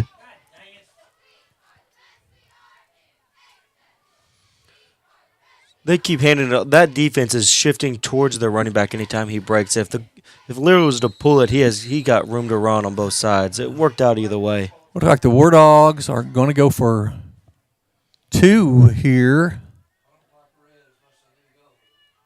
All right, so let's see what the War Dogs have up their sleeve. Going for 2 here, not sure why.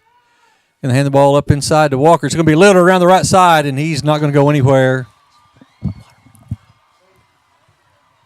I don't understand that decision right there. The War Dogs still trail this one 14-13.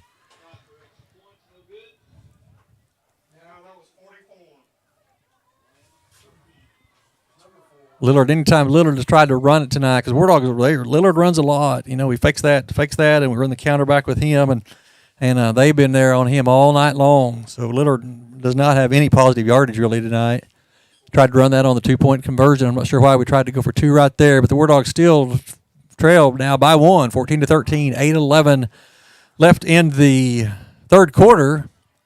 I said Davis is coming on to kick the extra point, so Seth wasn't hurt. I'm not sure. Like I said, I didn't want to kick that one, but all right, War Dogs now trail 14-13.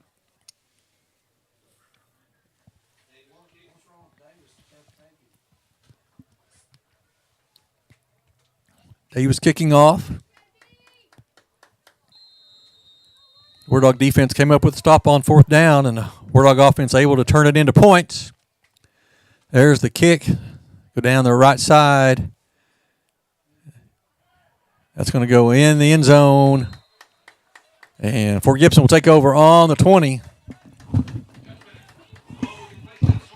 Didn't land in the end zone, bounced and worked its way in the end zone. And Fort Gibson will take over 1st and 10 at the 20. 8-11 left in the third quarter. War Dogs trailing here 14-13 after the failed 2-point attempt. All right, Fort Gibson back on offense. They run a hurry-up, fast-paced offense. They want to throw it a bunch, and right now the rain has stopped. Fort Gibson hands the ball up inside. Still on his feet, up to about the 22-23, hard, tough run right there. Going to pick up about 3 on 1st down. Going to bring up 2nd down and 7 for Fort Gibson.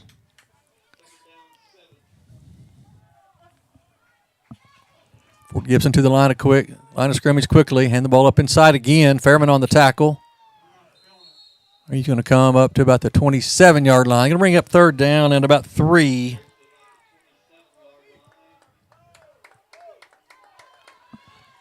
Third down, almost 4.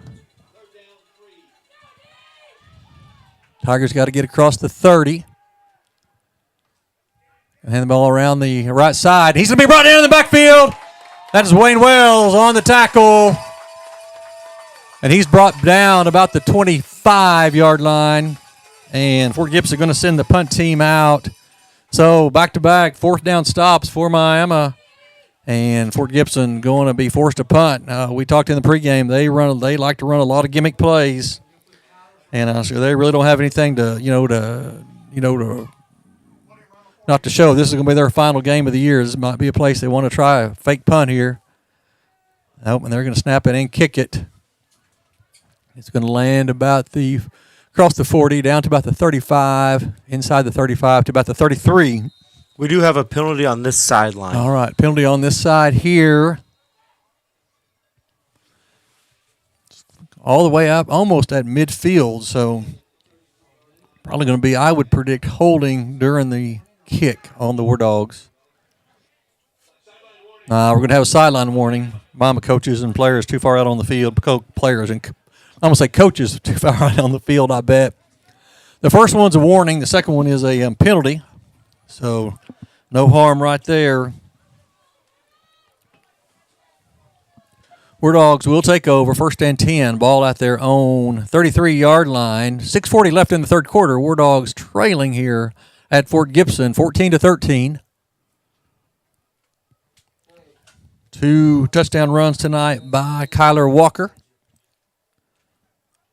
After the second score, War Dogs went for 2 and were not successful on the attempt. That's where our 1-point deficit comes in. War Dogs in a set, double tight, and hand the ball up inside to Walker. He's going to go across the 35 up to about the 36, 37-yard line. Pickup of about 4 on 1st down. Going to bring up 2nd down and 6.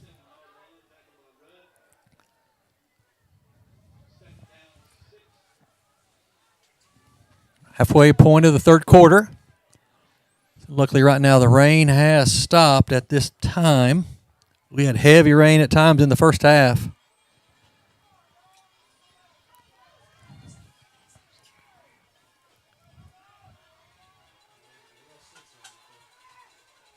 Walker again. Still on his, that's Garfield. Dominic Garfield.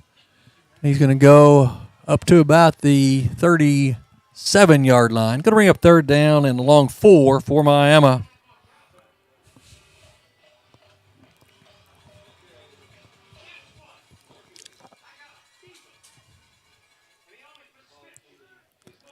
All right, third down. Big third down here for Miami. Need about 5 to keep this drive going here.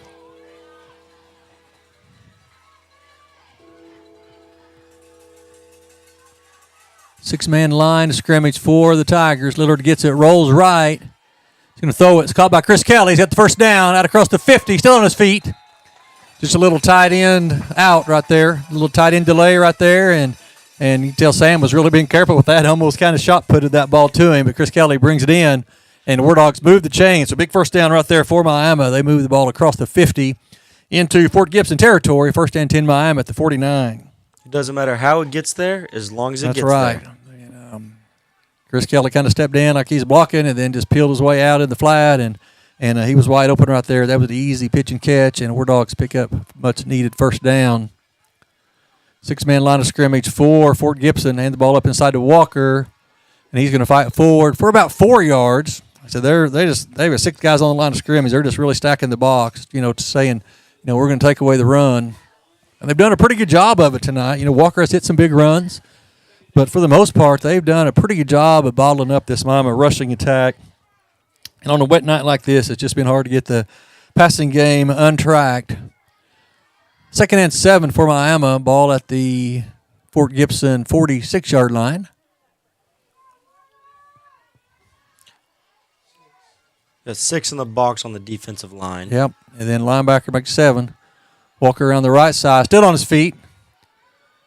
Still going inside the 40, down to the 35. He's going to have the first down. So good run right there. Fort Gibson did a pretty good job stringing that out. He just kept bouncing, and able to make his way upfield, and he's going to move the ball inside the 35, down to the 34. So another good run there by the senior running back, Kyler Walker. War Dogs starting to move the ball. War Dogs trailing here, 14-13. We're late third quarter, 4:10. Clock continuing to run late in the third quarter. The rain has started to come back down a little bit lighter. Yeah, you can see it blowing there. Not as strong as it was earlier, but the rain has started again. Even though it is lighter, it does not make the field conditions ideal. That water is just sitting there. All right, Lillard gets it, drops it back. He's going to throw a hitch and go. He's got Sumapong, and he overthrows him, has him wide open inside the 10, and the ball just too far. A little hitch and go action right there, and Sumapong got behind the corner but not able to connect. So, and I don't mind that at all. It's a good chance for that right there, first down. I like throwing that ball on first down, so I like that call. They're not able to connect that one. And they bid on the hitch. Yeah, they bid on that hitch right there. Going to bring up second down and 10 for Miami. 3:45 left in the third quarter. War Dogs trail here by 1, 14-13. War Dogs trying to go to 8-2 on the season. Best season in a long time for the War Dogs. 6-man line of scrimmage for Fort Gibson. And the ball up inside to Walker, and he's going to be brought. Nope, still on his feet. And they're going to have a face mask. I think this is going to be a face mask, I believe, against Fort Gibson. I believe came up and got a hold of it. Kyler got about 1 or 2 on the carry.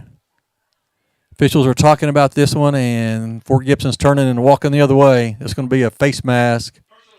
It's going to give the War Dogs a first down, keep this drive going.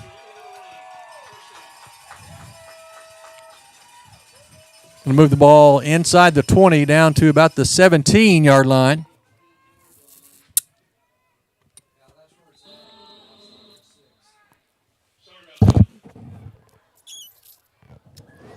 First and 10 for the War Dogs. Ball inside the red zone of Fort Gibson.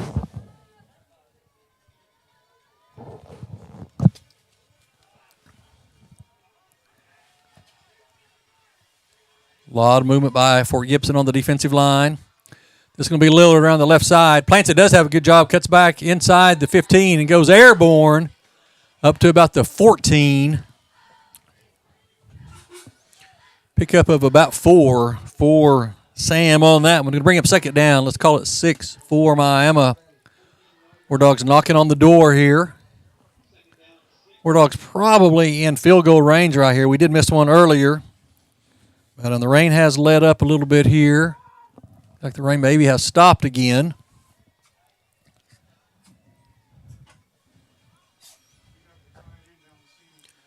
Miami lines up with 2 wide receivers to the right. Ooh. Wardogs try to draw them off again, and they move forward, but no penalty. Walker up inside. Still trying to bounce it. Cotter's got to get that play's got to get up inside. I know it's easy for me to say it way up here. I can see it developing, but that's a counter, and that we're pulling and kicking out their end.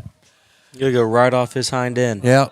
You're just going to bring up third down and 5 here, so really think you got 2 plays to get 5 yards. Ball is at the 12. Wardogs knocking on the door here. Wardogs trail by 1, down 13-14.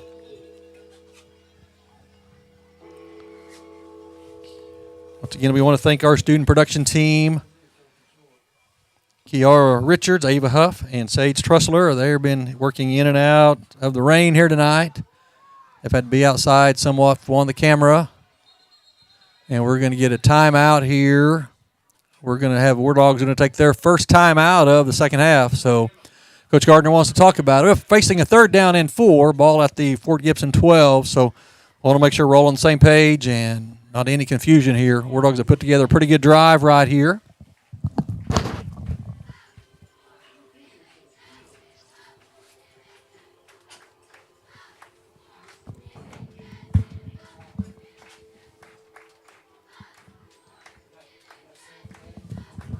Nice facilities here at Fort Gibson.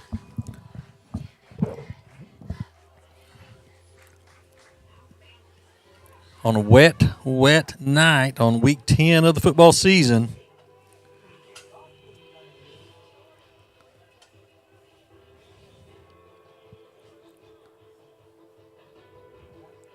Some scores of local interest. Woodland, ranked number 1, leads Fairland 44-0.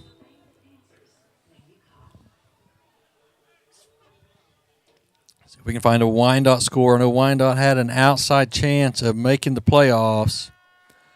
Colcord leading Kansas 36-0. Adair over Commerce 34-0. Salina big over Chelsea 30-0. Wyandotte leading Keys 19-0, but Wyandotte needs some help from other individuals to get in this one. Wardogs going to come out for the first time and without the double tight end look. We've got 2 receivers to the left, Sumapong split to the right. This is Blundell and Cook split left, Sumapong split right. Lillard gets it, drops back, and he's going to throw this one out of bounds. It's going to bring up fourth down. The Wardogs going to send on the field goal team here.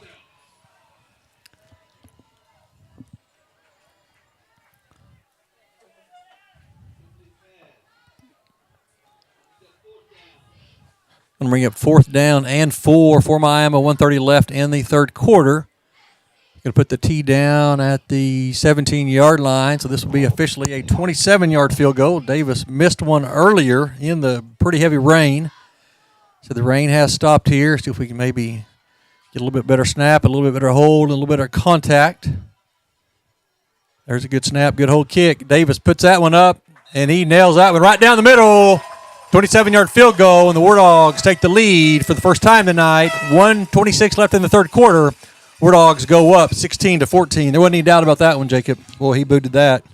There's no doubt. That was a beautiful kick, beautiful snap, beautiful and hold. The Wardogs have done a really good job on extra points, and Seth's had a couple of big field goals. A couple weeks ago, he had a 41-yarder that would have been good from 50.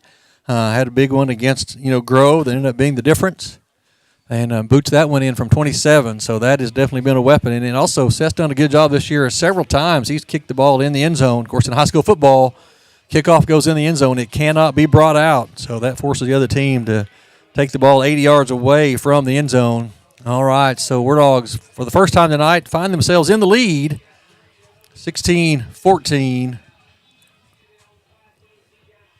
score from Seneca, Missouri. Seneca actually in the second round of Missouri playoffs. Seneca Indians, which most of you know, I retired, of course, from the Wardogs. I now teach, and over at Seneca, Seneca leading 18-0 last score we had there. Seneca ranked number 1 in Missouri Class 3A. They're a very good football team. They're a lot of fun to watch. A lot of fun to watch. And so a lot of my students, good luck to you guys tonight at Seneca. All right, Davis on for the kick. And he's going to kind of squib this one. It's going to be, good job right there by Garfield. And they're going to mark that one at the 35. They get a really generous spot on the kick, but have to worry about. Fort Gibson got some speed at skill position. So 1:20 left in the third quarter. Fort Gibson finds themselves for the first time on the short end of the scoreboard, down 2. Wardogs leading here 16-14. And right now, looks like rain is not falling right now. So look for Fort Gibson to put the ball in the air. And he gets it, dropped straight back. Gonna throw a little tunnel screen. Splits the Wardog defenders, and he's going to go out of bounds about the 40-yard line. Pick up right about 10, so we'll see where they mark it there. It is going to be a first down. Just move the chain. So little tunnel screen right there, little spot pass to the receiver. Wardogs were there, just able to pick up a first down. Going to hand the ball up the side of the running back. He's going to be hit in the backfield. Going to be brought down right at the line of scrimmage for no gain. It's a good job right there by the Wardogs. Front 7. Going to bring up second down and 10 for Fort Gibson. Under 1 minute now in the third quarter.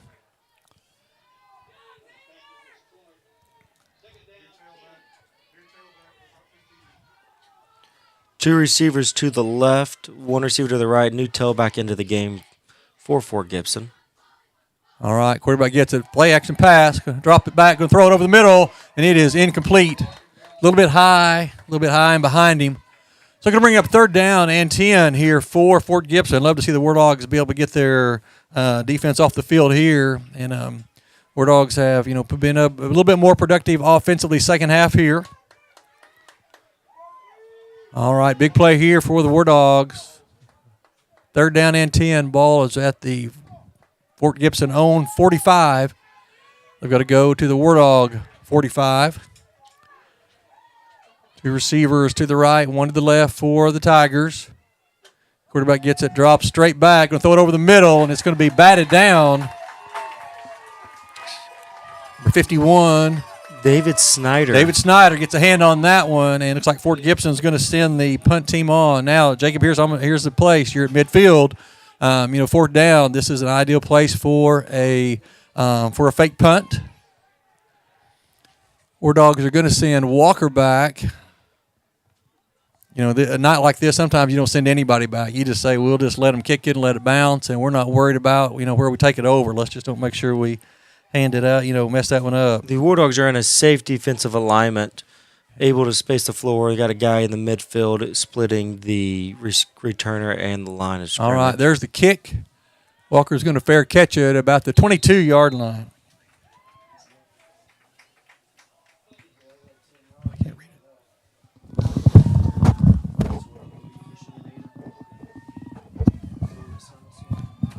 All right.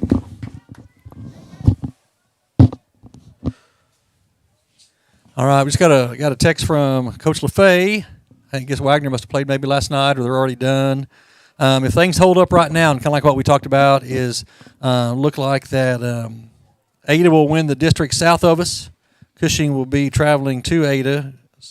Grove will go to Salisaw, and Miami will host Hilldale, and Wagner will host Poto.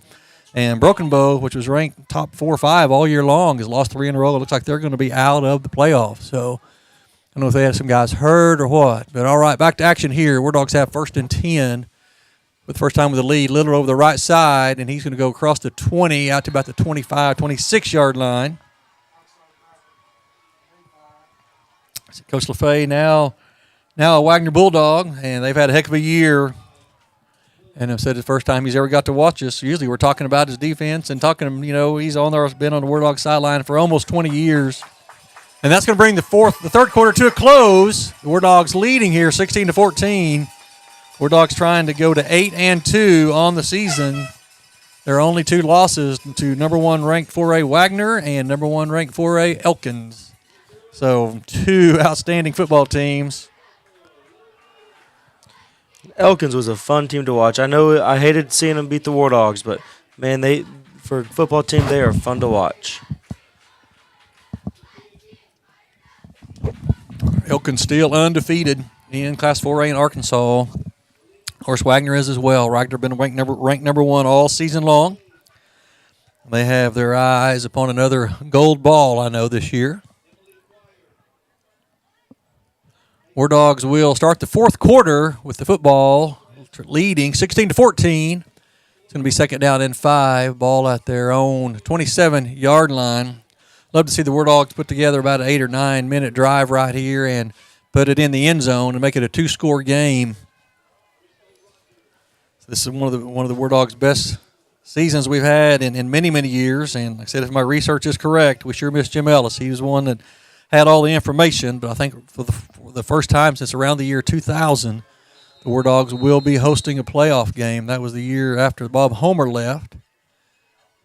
And we're going to have movement on the offense as Tanner Searcy and Bryce Barnes both jump off sides. Looks like maybe the Wardogs were trying to draw the Tigers off, and we drew ourselves off right there. So 2nd and 5 turns into 2nd and 10. Back to the Wardogs up 5.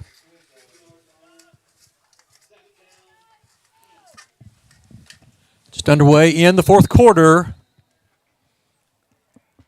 It's been a wet night here at Fort Gibson. We want to thank everybody for joining in with us tonight, and those who've been with us all season long watching on Wardog TV. We will be broadcasting next week. Wardogs will be at home, so if you're in and around Miami, come out and watch us live. If you're somewhere else, we'd love to have you tune in, and we're going to have another penalty here. I think we're going to have another holding, probably against the Wardogs. Wardogs are shooting themselves in the foot this drive. It's going to be a hold on one of the Wardog offensive linemen there. So Wardogs going the wrong direction here.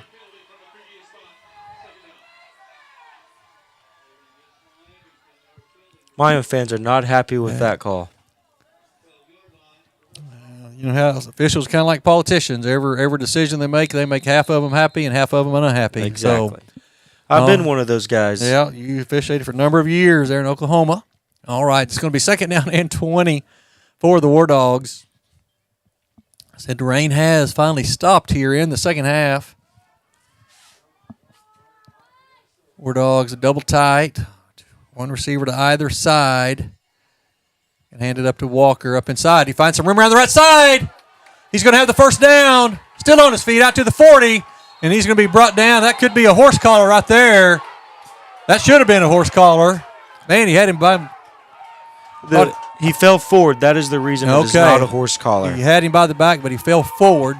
Coach Gardner's not happy about that. Neither is the Miami fans, but our official in the box, Mr. Jacob, says that's really a correct call. He did have him by the back, but he went forward with him, and I see what you're saying there.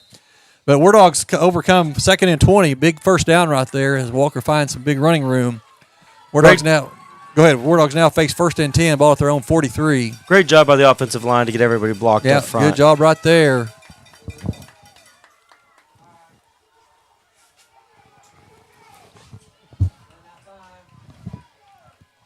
Wardogs get the ball off just in time. Lillard, a big hole over the right side across the 50. Down to the 45, still on his feet to the 40. Down inside the 45, still going. All the way inside the 30. What a run by Sam Lillard. The Miami fans are excited. I see Sam's mom out there. She's jumping up and down. He broke about 6 tackles right there. What a run. You know, and right there, you can see he's running to break tackles. You know, earlier when it's raining, we were running to hold on to the ball and, you know, trying to be careful. That's the Sam we've seen all year long and last year. That's a great run right there. So in 2 plays, the Wardogs went from deep in their own territory down into Gibson territory. They have traded spots on the field from the 20 to the 30. Yes, all right. This is going to be Walker. Weaved his way through it, still on his feet. All the way inside the 10. Man, the Wardogs have won about almost 70 yards in 3 plays. 2 big runs by Kyler Walker. And a big run by Sam Lillard. Officials get in there to break a little extra talking up between, make sure they keep this thing civil. Yep, and the War Dogs are facing 1st and goal, ball at the 8. The clock will run. He has signaled it.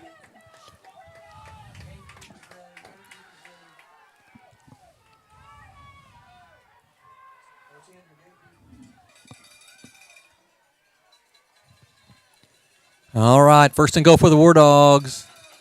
Under 10 minutes here in the 3rd quarter. We're going to have another timeout. This is going to be for the War Dogs. They're going to take their 2nd timeout of the half. Maybe Coach Gardner wants to talk to him about things get a little chippy out there. Yes. And give you a chance to get your offensive line, your running back, your quarterback some air. That's exactly right. And probably say, hey, boys, we kind of been shooting ourselves in the foot. Let's make sure we keep our focus and stay the task at hand. War Dogs punch this one in. They'll be up 2 scores. Still a long ways to go here. One thing I have noticed just kind of looking out is Miami fans are on their feet. Fort Gibson fans are in their seats. Yeah, they War Dogs fans are getting excited here in the 4th quarter. A good crowd that traveled south on a miserable night. I mean, it is not super cold, but it is wet.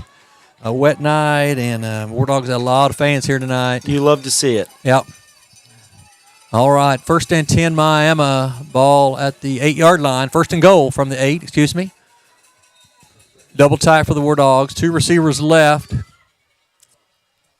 Walker gets it around the left side, inside the 5. He will go in. Touchdown, Miami. We do have a penalty at the 10-yard line. Man. It looks like it will be a holding call against the War Dogs. All right, great run right there by Lillard. That official's pointing that way toward Fort Gibson. Oh, it's like it's going to be against the War Dogs. They are backing up. No, another holding call against Miami. So that one's going to come off the board.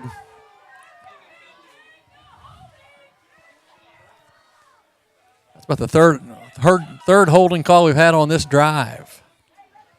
It's about 3 more than they had the entire first half. Yeah, there wasn't very many penalties first half. All of a sudden, the flags have suddenly been on the field. All right, they're going to back it up. War Dogs will have still 1st and goal, unfortunately, now back at the 18. I don't look to see the War Dogs do anything different. They've been having some big yardage up in the middle, running the ball. Lillard gets it, drops back, throws it. He's got Sumapong. Lillard's going to run. Had Sumapong in the back of the end zone, not able to get the ball to him. He's going to take it and run and get down to about the 15-yard line. Looks like that was going to maybe have a little bit more. Looked like it had an opening there, and that closed up on him. So going to bring up a 2nd down and goal from the 15. It's best just to take what you can get right there rather than losing yards. Because he did have some defenders chasing him from the backside. Looked like Sumapong coming open in the back of the end zone, but Sam not able to get rid of it. So 2nd and goal from the 15. 9-11 left in the contest. And the ball up inside to Walker, and he's not going to fight, not much there. No gain on that play. He's going to bring up 3rd down.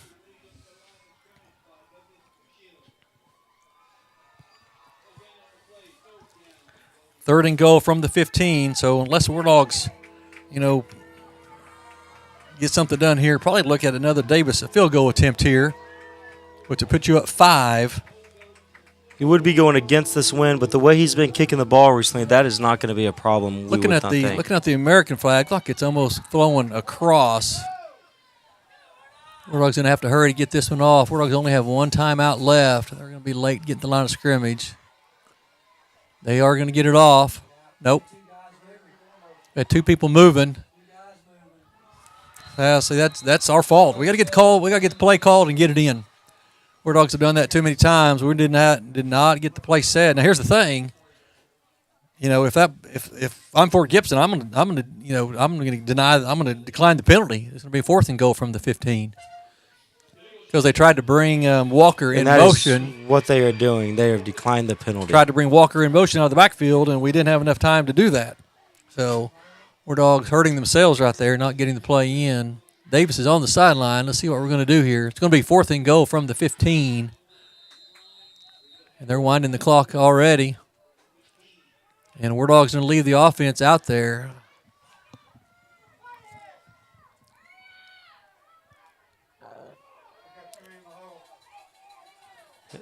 Play clock is at 10. We're gonna use our last timeout.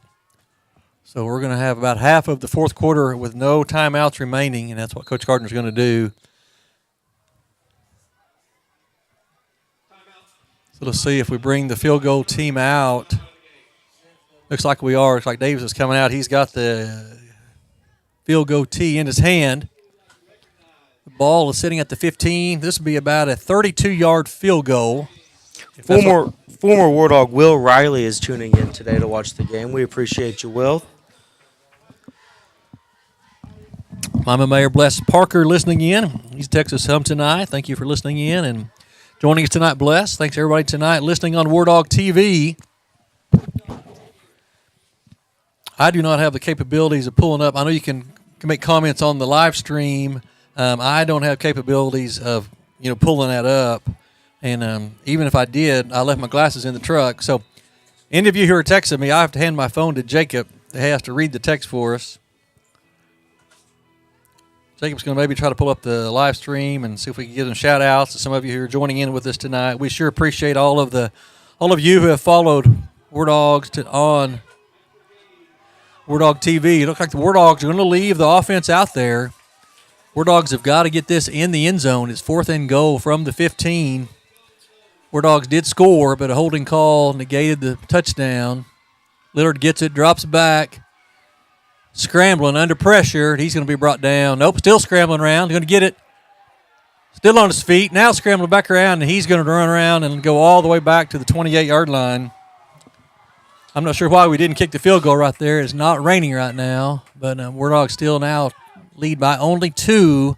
That's the second or third time that we've had the ball 1st and goal and have not come away with no points tonight. So 7:39 left in this one. Fort Gibson will take over as War Dogs started out inside the 10. That drive ended up back at the 28. We appreciate all viewers. It looks like there's just shy of about 400 people watching. And we appreciate everybody joining in tonight. Like I said, it's a wet night here. I know a lot of people couldn't, decided probably not to travel and get into that weather. We appreciate you being with us here tonight. All right, Fort Gibson takes it. There, put the ball on the ground. Bad snap. And he's going to fall on it back about the 21-yard line. SRO Officer Nash is watching tonight. We really appreciate you, Nash. Thank you for everything you do for our schools and keeping our kids safe. Definitely so. So loss of almost probably 7 on the play. Going to bring up 2nd down, and let's call it 17 for Fort Gibson. They're going to go, all right, they're going to bring a wheel route out of the backfield. And he is caught, and he's going to go up. War Dogs almost got a hand on it, but they squeezed that one in there. Pretty good pickup right there. Going to bring up 3rd down and about 4 for Fort Gibson. They just brought the back out of the backfield, and looks like the War Dogs saw it coming, they were there, just not able to get the hand up and knock that one down. 3rd down to 4 for Fort Gibson.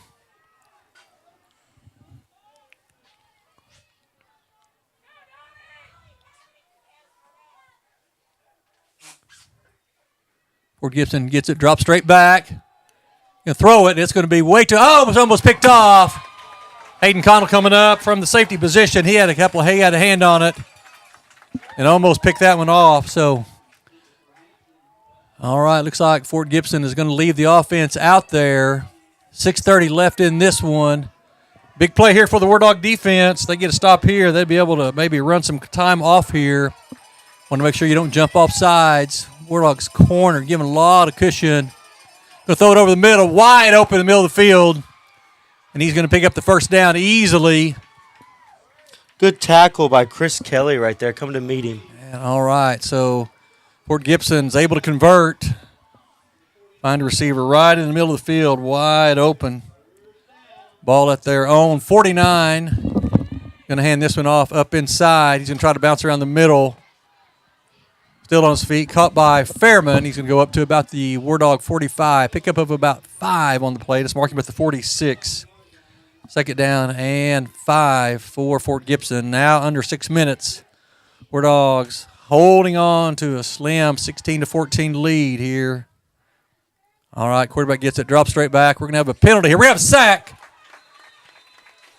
That was the most unique sack I've ever seen. Yeah. The defensive lineman slid in like he was taking second base. That's Bryce Barnes. It's going to be up to Coach Gardner. He's going to end up maybe have 3rd and 10 or 2nd down and 15. We're going to bring a couple of different offensive linemen in here, and we're going to decline that penalty. So 3rd down and 10 for Fort Gibson. Ball back on the Wardog side of the 50.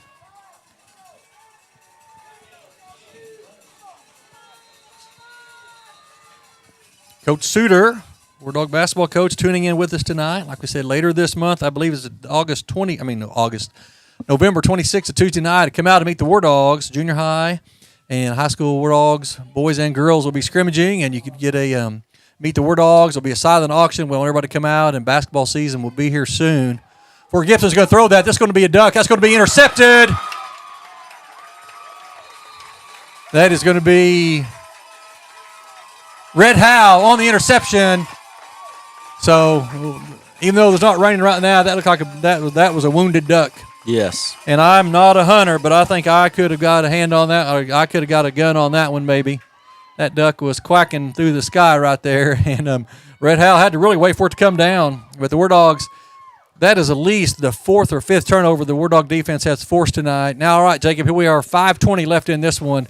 Let's take this drive and let's run it out. And let's don't have any more holding calls, and let's hang on to the ball. And let's get this Wardog team to 8 wins on the season.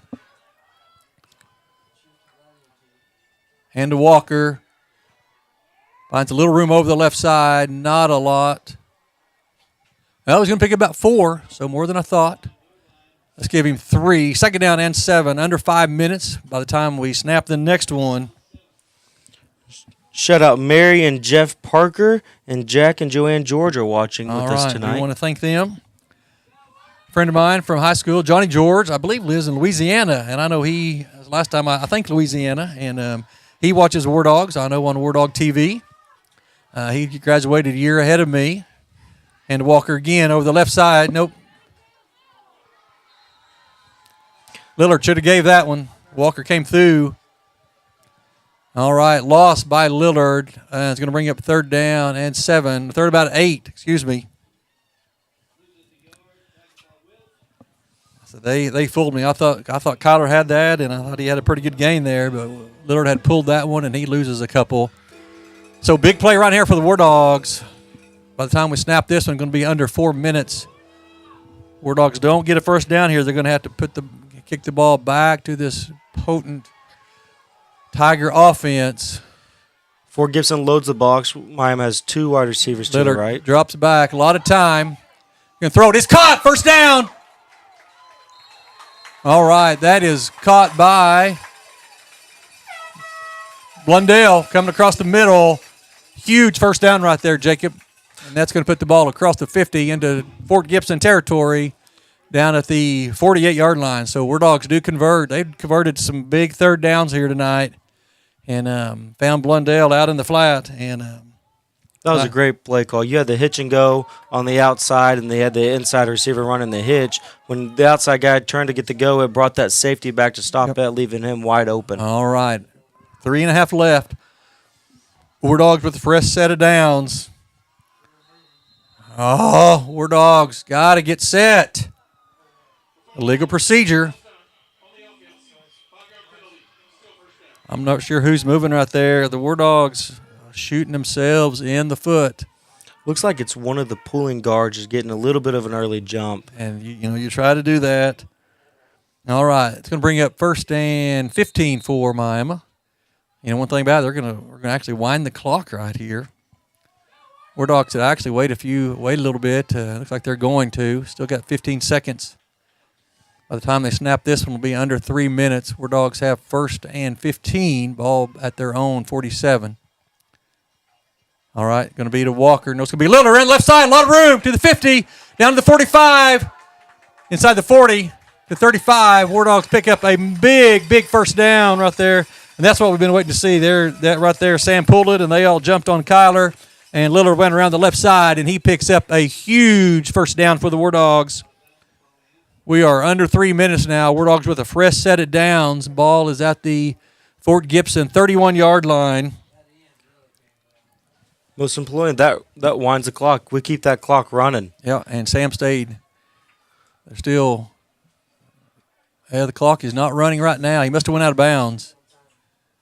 2:55 left in this one. Wardogs, though, have a fresh set of downs. They're going to have to hurry. Wardogs taking too much time. They got it off. Scrimmage. Walker around the right side, still on his feet.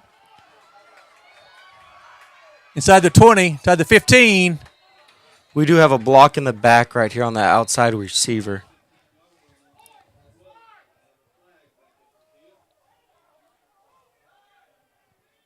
Coach Gardner trying to plead his case right there.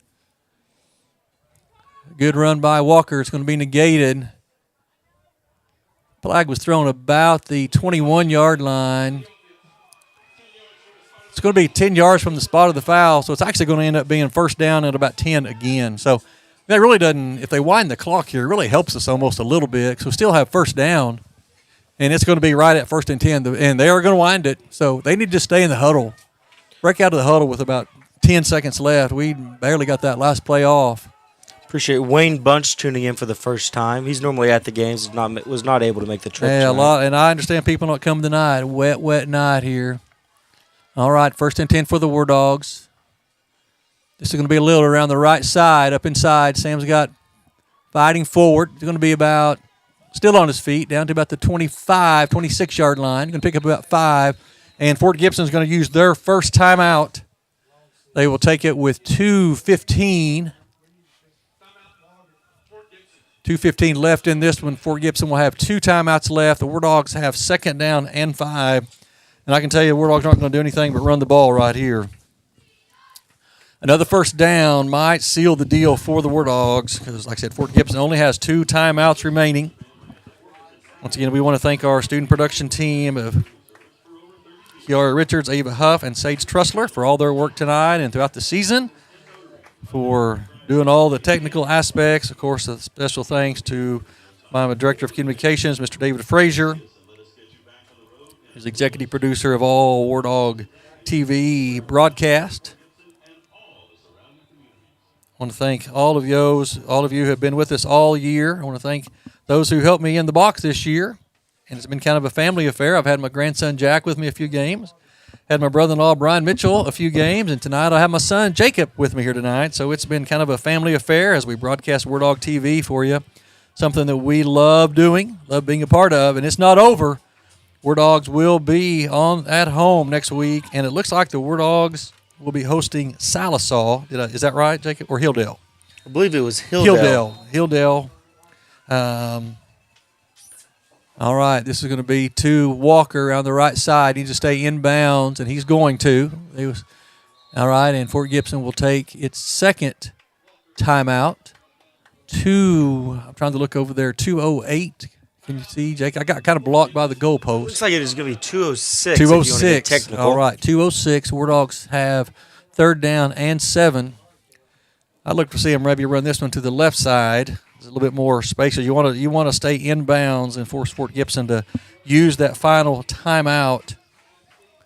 The defense really over pursued on the running back right there. That keep is going to be wide open. Might be wanting to go back to Lillard. This might be a good time right here. Maybe try to draw them off sides, pick up a free 5 yards, and I'll be facing 3rd and maybe 1 or 2. I'm probably going to be the only person out there that thinks this. I want to run my favorite play, the hitch and pitch. Let's throw a hitch and let's toss it to an offensive lineman. Let's see them do some action. Jacob, you are right. You're the only one that wants to run that play. Hey, Fort Gibson ran it last week. That is a beautiful play. That is the most underused play in high school football. I love it. I'm able to look at the film of our opponents each week, and Fort Gibson ran it and executed it really well against Cushing last week. All right. 2:06 left in this one. Wardogs facing 3rd down and 6. Ball at Fort Gibson into the field. How do we jump offside? We have the whole right side jumping off sides right there. What are we doing? That's about our 3rd or 4th false start in the second half. And we're coming up the line of scrimmage. I mean, I can see one person, but we got like 3 guys jumping up all at the same time. I once had a great offensive line coach by the name of Jim Paxson tell me if you're going to run a silent count, you need to close your eyes when you're on the offensive line. If you can't see anything, you can't go block it. Yeah. All right. So now 3rd down and 11 for the War Dogs. Hey, I had somebody just text me. They agree with the hitch and pitch. All right. You got 2 crazy people in America tonight. All right. Here we go. War Dogs get it. Lillard's going to keep it around the right side, and he's going to be hit in the backfield, and he's going to be brought down. So once again, the War Dogs going the wrong way on offense. Really got a little bit almost too. We were right there, looked like we were trying to not gain yardage. We were just trying to hang on to the ball. Fort Gibson's going to take their final timeout. If you're going to do that, that's one of the things. You need to run about 30 yards, but it needs to be sideline to sideline, just get the play clock running off. But we want to try to get the ball downfield. Yeah. All right. Fort Gibson is out of timeout, but the War Dogs are going to face 4th down and 14. Now, what do you do here? I would say I punt it. Punt it and just try to kick it out of bounds and give them a long field to go with. Do you act like you're going to set up to run an offensive play and kind of do a sneak kick? And under the War Dogs, their punt formation, and it kind of looks like an offensive set. If I'm going to punt it, I got to get my quarterback deeper than 5 or 6 yards. The War Dogs have already had one blocked tonight. So let's see what the War Dogs will do here. 1:59 left in this one. The War Dogs have 4th down and 14. One running back, 2 receivers to the left, 1 receiver to the right. Like I said, Fort Gibson does have a big 6'7", and they're going to kick it. Oh, that's like a good kick. Hurry and get down there. That's going to go. It's going to go inside the 5. Inside the 5. That's exactly what I've done. I think it's a great call right there by Coach Gardner. And you're going to, this is a defense that's done a great job all year long. And you're saying, all right, defense, go get us a stop. Fort Gibson is out of timeouts. They are 95 yards away from it. Of course, they just down 2. So a field goal would put them would give them the lead. And, I would look for the War Dogs probably here to rush 3 and drop 8. We've seen them do that against, Grove and like Cushing, the teams who want to throw it a whole bunch. And that's exactly like what the War Dogs are going to do. Got Homer and Howe deep safeties. War Dogs 3 down linemen. Gonna throw it over the middle. It's caught about the 15. Still on his feet. He's going to have a 1st down.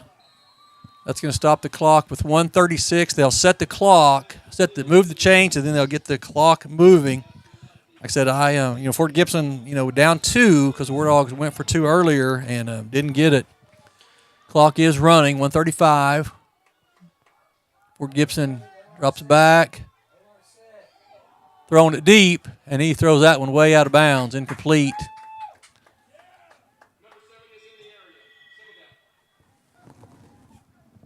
Our coaches were wanting intentional grounding. He threw that ball way down the field. You're not going to get intentional grounding right there.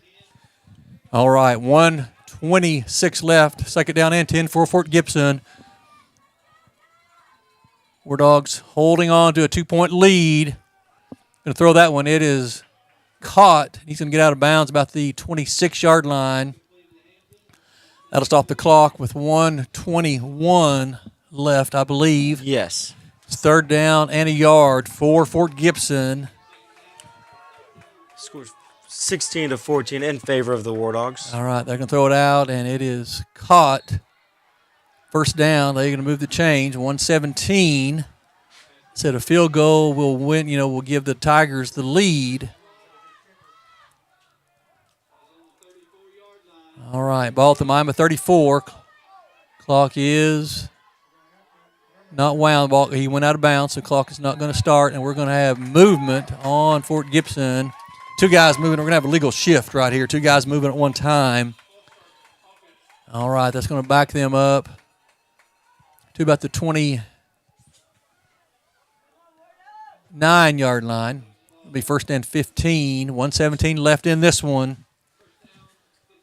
War Dogs rushing 3, dropping 8. Fort Gibson sending 5 receivers out. They're going to try to run this one. They hit a seam. He's going to go up to about the 40. He's going to be short of the 1st down. The clock will continue to run. Fort Gibson is out of timeouts. It's going to bring up 2nd down and about 6. All right. Quarterback gets it, drops it back, throws over the middle. It goes through the hands of number 3, Chris Kelly there on the coverage. That'll stop the clock with 57 seconds left. Going to bring up 3rd down and 5 for Fort Gibson. Ball is at their own 39-yard line. Like I said, Wardogs holding on to a 2-point lead. What about Garrett said we're going to have another penalty here. The ball is swung out to the back, and he drops it. We have a penalty, 2 flags, one on each side of the sidelines. Yeah, let's see. Both came out at different times. I'm going to say we're probably going to have a legal procedure on Fort Gibson. So do you take, let's see what, yeah, it is. Do you take 4th and 5, or you back him up 3rd and 10? I'm going to take 4th and 5 right here. I think so too. Let's see what Coach Gardner wants to do, and that's exactly what he's going to do. They're going to decline the penalty. There are 53 seconds left. 4th down right here. Wardogs get a stop, and they should be able to seal the deal here. But 4th and 5 for Fort Gibson. Nothing can get behind you on the defense. All right. Wardog throws it over the middle. It's incomplete. Yes! Incomplete. He dropped it. The Wardogs defense stops them, and they'll take over with 46 seconds left. Fort Gibson is out of timeouts. So Wardogs are going to have to kneel on it, I think, about twice. And that should be about it. So Wardogs will be in every coach's favorite formation, the victory formation. And looks like the Wardogs will go to 8-2 on the season, 6-1 in the district. It's a beautiful sight. Beautiful sight. And the Wardogs will be hosting next week. It looks like we'll be hosting Hilldale next week at home, the first round of the playoffs. Snap the ball to Lillard, and he takes a knee. And we're going to have to do it one more time.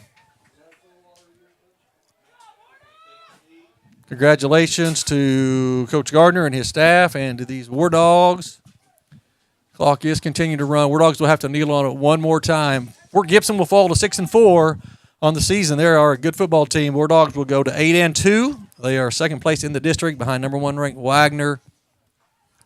And there it is. That's going to seal the deal for the Wardogs. It's getting a little chippy down there. It is getting a little chippy. And Wardogs will celebrate the win on a wet night at Fort Gibson. Congratulations to the Wardogs. They will go to 8-2. They will host playoffs next week. It looks like that our opponent will be the Hilldale Hornets. And we will have a preview. We'll have a wrap-up of this game in Tuesday's edition of the Miami News Record. And then in Friday's edition, we will have a playoff preview as well. And it'll be set in stone for sure by then. We will know for sure by tomorrow who we're playing. It looks like we'll be playing Hilldale at home next week. But regardless of the opponent, the Wardogs will be at home. What a regular season we have here, Jacob. 8-2. Wardogs came into the season, our District 3 coaches picked us 6th.